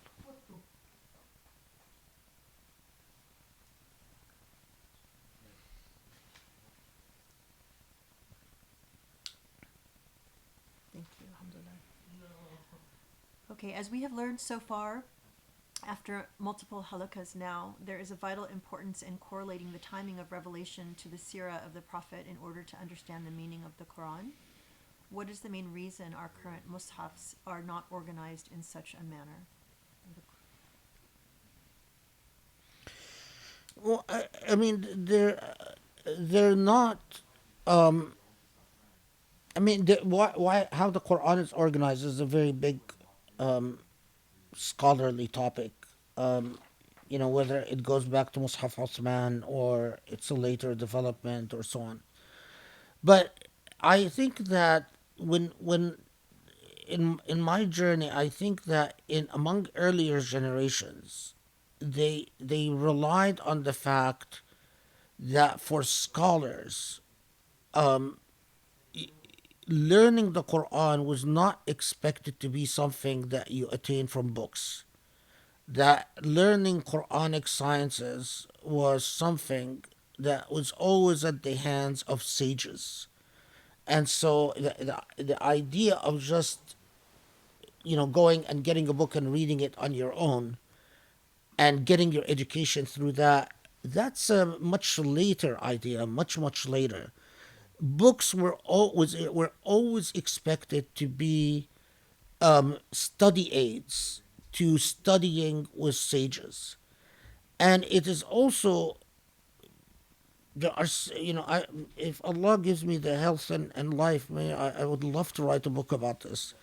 That the educational process, it was always assumed that with the book there will be a teacher, with and that it is the teacher will alert you. So I find that when people talk about the way that they studied the Quran, that they would in fact study not just the occasions for revelation, but what that meant, what the Quran meant, and why, what was the message, and what was the significance of the message at the particular time it came, and then we, later on we get into these debates about whether abrogation or no abrogation, but these debates arose from that entire culture. I think when the institution of teachers crumbled, I mean, weakened and then crumbled, and then it just became texts. So you go and you buy tafsir and just read the tafsir without the guidance of a teacher. That's when we get the problem that we get. It's quite remarkable that when I remember a lot of the shuyukh I studied with, knowledge of what surah was revealed when and how that impacted the meaning was natural to them. I mean, it was just second nature. I don't know any of my teachers that taught the Quran the way the Quran is organized in print. Every teacher I studied with taught the Quran in the order of revelation, more or less, skipping a little bit here and there, especially when it's not very clear whether this surah came after this surah. But effectively, the early surahs, the middle early surahs, the late early surahs, the Medina surahs, the late Medina surahs, and that's the way they would did that just naturally. And it's interesting because none of the students, I never thought of asking the teacher, why are you skipping around like that? It just, I thought, oh, that's the most natural thing in the world. But yeah, then you come to the United States where you have these. But keep in mind that a lot of the people that in the United States that teach about the Quran are completely self-taught, or so they're literally either illiterate or semi-illiterate. The most that you learn is how to recite the Quran, and then maybe they read Ibn Kathir, or maybe if they're diligent, they'll read Qurtubi or Tabari or something, and that's it. That doesn't amount to Quranic education, does it?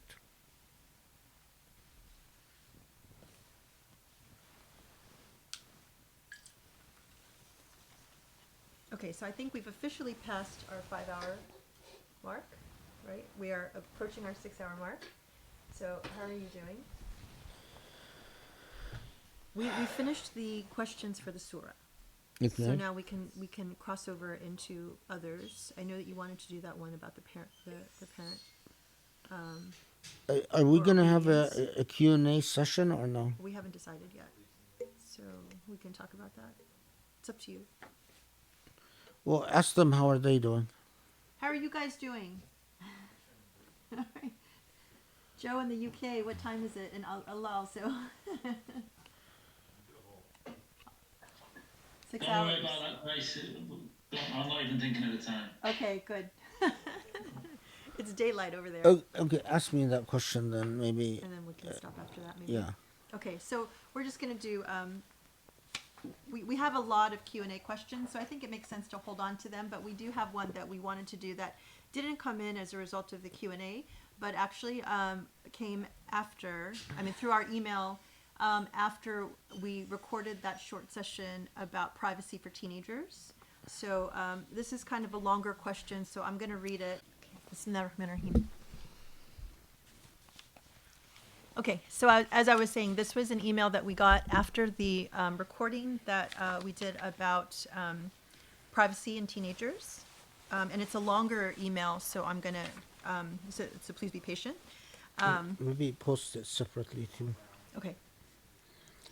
Assalamu alaikum. After having, Islam Dr. Abul Fadl, after having looked into your work at the Usuli Institute for the past few months, I would like to convey my deepest gratitude for your work in renewing our understanding of Islam. I'm born and raised in the UAE and am currently studying psychology. The base question I have is, what does obedience to parents entail in Islam? All of the answers I find are unsatisfactory and seem to be incomplete when it comes to parents controlling or micromanaging their children's lives, not outright physical or emotional abuse, because you have clarified that it does not make sense to stick around when you're being harmed. Does a child have to agree to it and follow what their parent says? All I hear is that parents have good intentions for their children and have the most right over them after God because they brought them into this world. But through an academic lens, what I hear from Islamic sources really seems to be unhealthy and destructive in the long run. We see cycles of parents living through their children and being unable to live up to their personal potentials. When it comes to career choices, personal pursuits, and social circles, does a parent have the right to restrict the child and order them to fit into their personal ideals? A fatwa by Ibn al-Saleh restricts the definition of disobedience to that which harms parents. Is this a sound ruling in your opinion? Does a parent engaging in risky and aggressive behavior or using emotional blackmail, for example, not eating or drinking or delving into sadness and self-pity because their child is not listening to them, does that count? There is a surprising amount of emotionally immature parents who repeat generational cycles of trauma and dysfunctional familial systems because they never get the chance to address their own issues and repress it only for it to pour out into their children's lives. In psychology, we've learned about setting boundaries and what constitutes a healthy relationship, but all I hear in Islamic discourse is a child owing everything to their parents. If a person comes to me, a therapist, wanting to deal with toxic parents by taking autonomy of their life path, setting boundaries, and breaking these cycles despite their parents being uncomfortable and angry, do I proceed to help them work towards this, or does the Islamic obligation take precedence? This being given that one is respectful in their conduct towards their parents and make sure that their physical safety, for example, housing bills, healthcare, etc., is not compromised. I recall you mentioning that Islam is a religion of natural disposition, but this parent-child conundrum, much like husband-wife conundrum, seems to be a system that can and is exploited by many. All the sheikhs and ulema I listen to in turn point the blame at the insolence of children. I don't understand why they turn a blind eye to the toxicity of helicopter parenting and the gaping holes in the system we have. I apologize for burdening you with this lengthy question, but I deeply trust your outlook and hope to receive guidance on this matter. Thank you for all of your work, and I pray Allah grants you success and blessings in this life and the hereafter. Well, obviously, this is a very educated questioner. Or the person who posed this question is very educated and intelligent. Okay, we need to unpack a few things. There is a fatwa by Sheikh Saleh that does say that that basically obligates children to obey their parents as a way of honoring them in nearly everything, and that the only time you can disobey is pretty much if obeying will harm the parent. Like, if a parent wants to drink alcohol and says, "Bring me the bottle," then according to this fatwa, you might say, no, I can't do that because that's not healthy for you. I see this as deeply, deeply problematic. And let me put this in context because this is a really important issue, and I can't emphasize how important this is. Um, the problem, in a word, is authoritarianism and despotism. The irony is that the early generations of Muslims, the very first generations, sprouted and thrived and flourished because not because you had a collectivity of people that were indistinct from each other and that lived abiding by the commands and obligations of tradition and custom, but actually because of exactly the opposite. Each the reason we know so much about the companions of the Prophet ﷺ is because each of them was such an individual. And each of them, the way that the Prophet ﷺ dealt with people, men and women, if you look at the seerah carefully, and inshallah may Allah allow us to cover the seerah, is that the Prophet ﷺ was a master of empowering individuals. Each individual around the Prophet felt very important and their sense of self-worth was enormous. Whether in the Prophet ﷺ consulting with them, whether in the Prophet joking with them, whether in the Prophet teaching them, the whole edifice was that you as a person, as an individual, you're very important to me. And you are very important to Islam. And you can make great contributions. And the irony is that the vast majority of these people converted long before their parents and rebelled against their parents in order to be Muslims and in order to live the Islamic dream. But traditional society rules,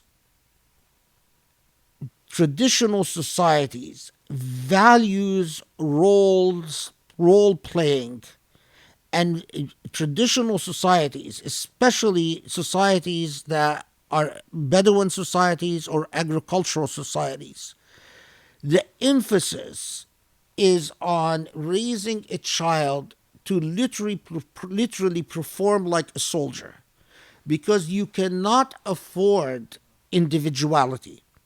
You have land that you need to be farmed, you raise your children, you give birth to 10 children, you calculate that 5 of them are going to die from disease, the other 5 must be raised to help you in the farm. That is the way you're going to preserve life. If you are in a Bedouin society, you have to raise your children again. X number are going to help you maintain the tribal duties. Each one has a defined role, and you pretty much dictate the role that the children are supposed to play from the very beginning. The problem, though, is that when you breathe down the neck of children and tell them their predetermined role in terms of career, in terms of dreams, in terms of aspirations, in terms of marriage, in terms of everything, it might help survival, but it destroys civilizational aspirations, because civilization is created out of creativity and imagination and ingenuity and invention. That's what creates civilization. And sustenance societies that focus just on survival and sustenance, do not encourage creativity, ingenuity, individuality, or invention. You want people to just perform like soldiers. And so much of our tradition,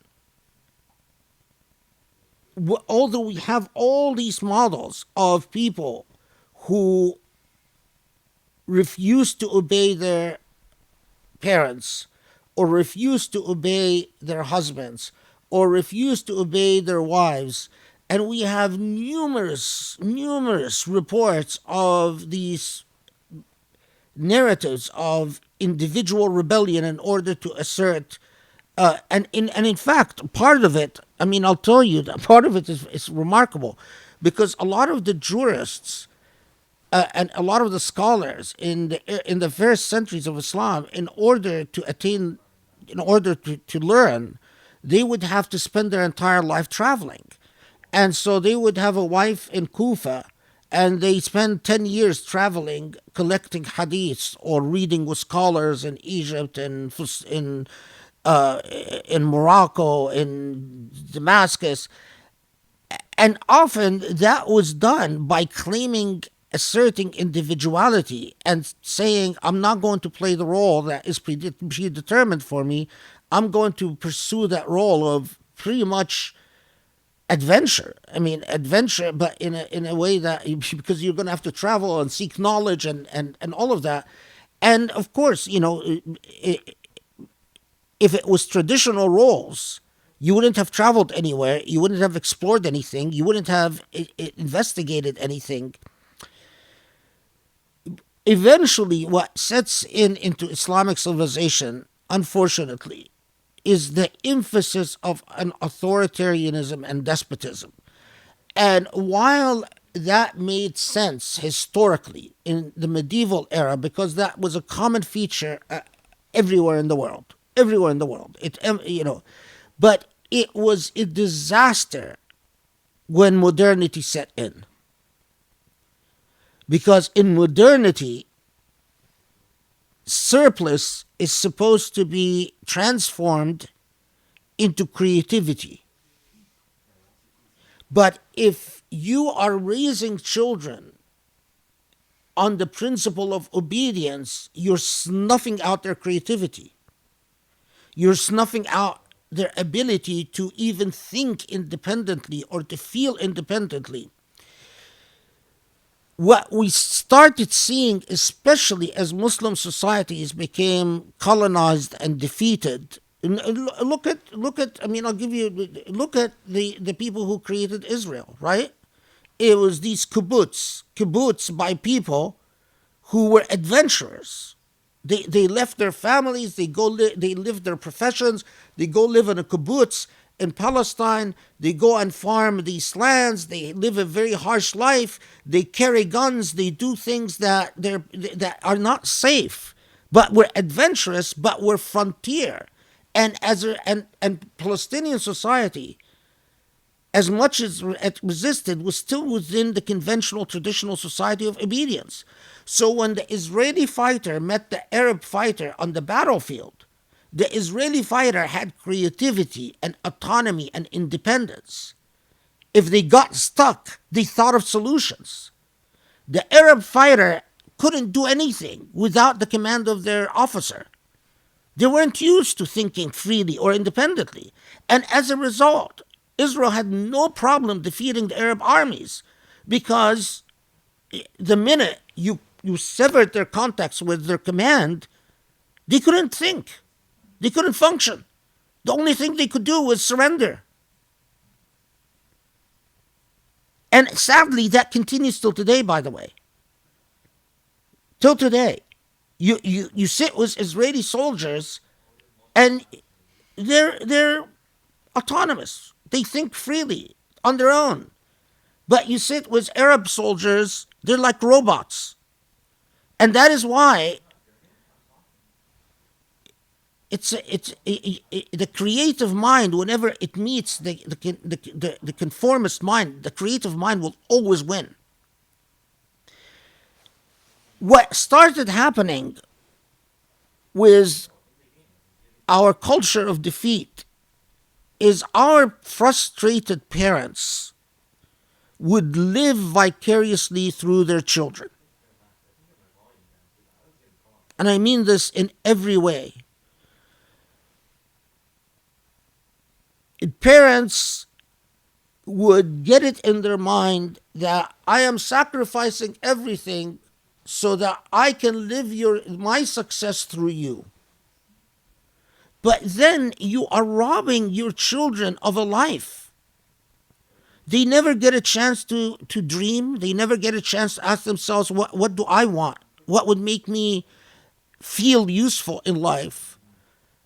Even if the result was that they would not make money like you would want them to make, or if they don't follow the set pattern that you set for them, as our sense of insecurity in the world increased, what often happens is that the strong oppresses the weak. So those higher classes controlled lower classes.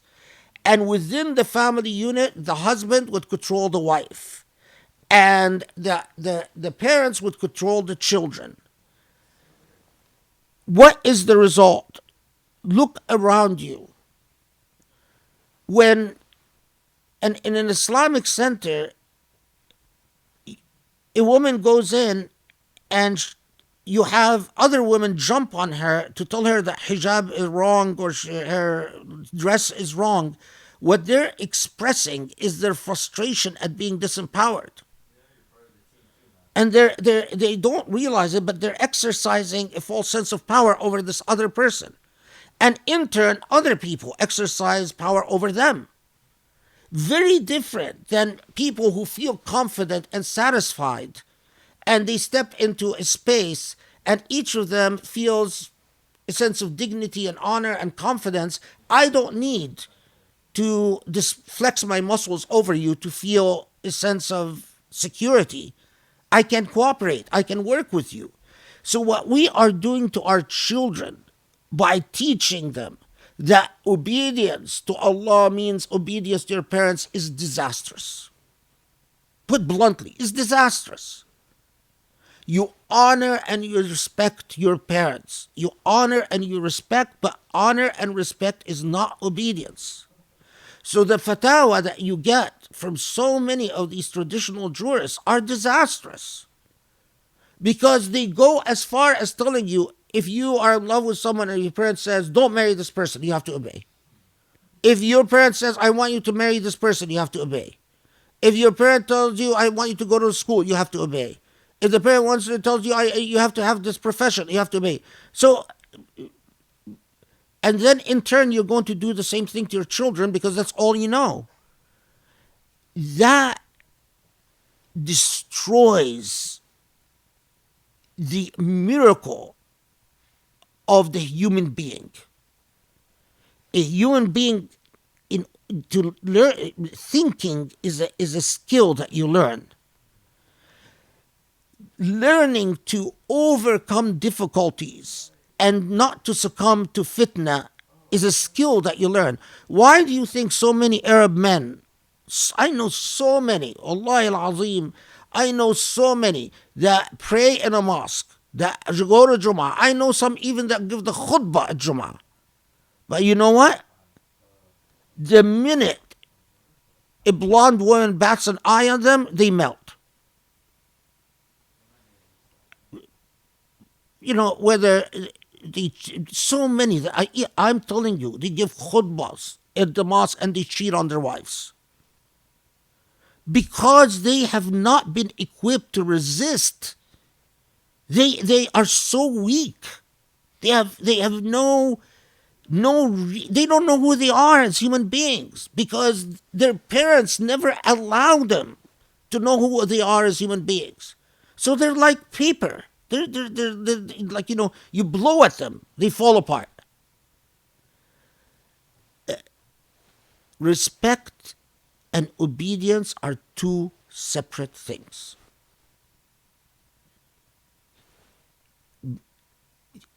And that is an art. Why the way I respect my wife and honor my wife is not by telling her you must obey me, but by encouraging her to be her own self and feeling happy that she is her own self. Similarly, a child and a parent, with a parent and a child, in all relationships, because I'm sure my wife does the same with me, otherwise it would be really ridiculous, that you as a parent, you have an obligation to always ask your child and be sincere about it. What do you want to do? What do you feel about this? You give them advice and direction and you protect them. But ultimately, in order for them to learn to walk and run, they have to fall. And you have to accept that. I commend the woman who wrote this question in being alert to this, because it has produced so many disastrous consequences. I was fortunate. May Allah bless her soul, my mother, she took me out of 3 Arab schools because in these schools the teachers treated the students like they are soldiers in an army. And my mother would always emphasize, it doesn't count unless it is your own path. If you just do what I tell you to do, then you will never will know how to worship Allah or how to be in a true relationship with Allah, because your relationship is simply derivative from me. The minute I'm not in your life, you'll fall apart. She told me that. And she was right. Because you know what? When I left home and came to the United States and I was 19 years old, all the friends that I knew, the minute they were away from their parents, they started drinking and they started sleeping with women, and they started, because their whole religiosity derived from their parents. Because my religiosity was sincere, in that, as messed up as my experiences were, but they were my own. I knew how to resist, and I knew how to chart my own path. And it was not derivative from my mother. My mother didn't need to be there for me to do what I believed is the right thing. I don't know how many of you have children, and if you have been raised by an authoritarian parent, it's never too late. It's never too late to liberate your intellect and spirit. It is your obligation to do so. Whatever you do because of the paradigm of despotism and control is not from God. God gave us autonomy. God gave us freedom of choice. How could it be that God gives us freedom of choice and a parent takes it away? Or a husband takes it away? How? It doesn't make any sense. Is that okay? Alhamdulillah, that was absolutely excellent. So we've crossed the 6-hour mark, and I think we should stop here so we can let the Sheikh rest, and hopefully we'll figure out whether we can do a Q&A. I'll put this challenge out there, since people stepped up and were so sad with us not to have an Illumine halakha. If we get another 20 by this coming weekend, inshallah, we'll have another Illumine halakha. I know I can work on the Sheikh for that. So I throw that out there. If not, then we might have to just settle. Although it's still Q&A is pretty awesome too.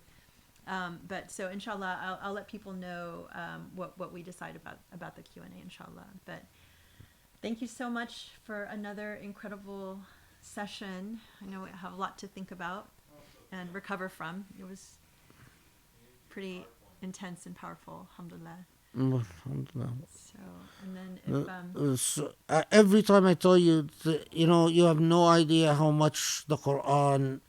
I mean, can you imagine? This is now what? So how many surahs? this is now the 8th. 8 surah. We still have a long journey to go. 106 more to go. Yeah. Inshallah. Oh my God.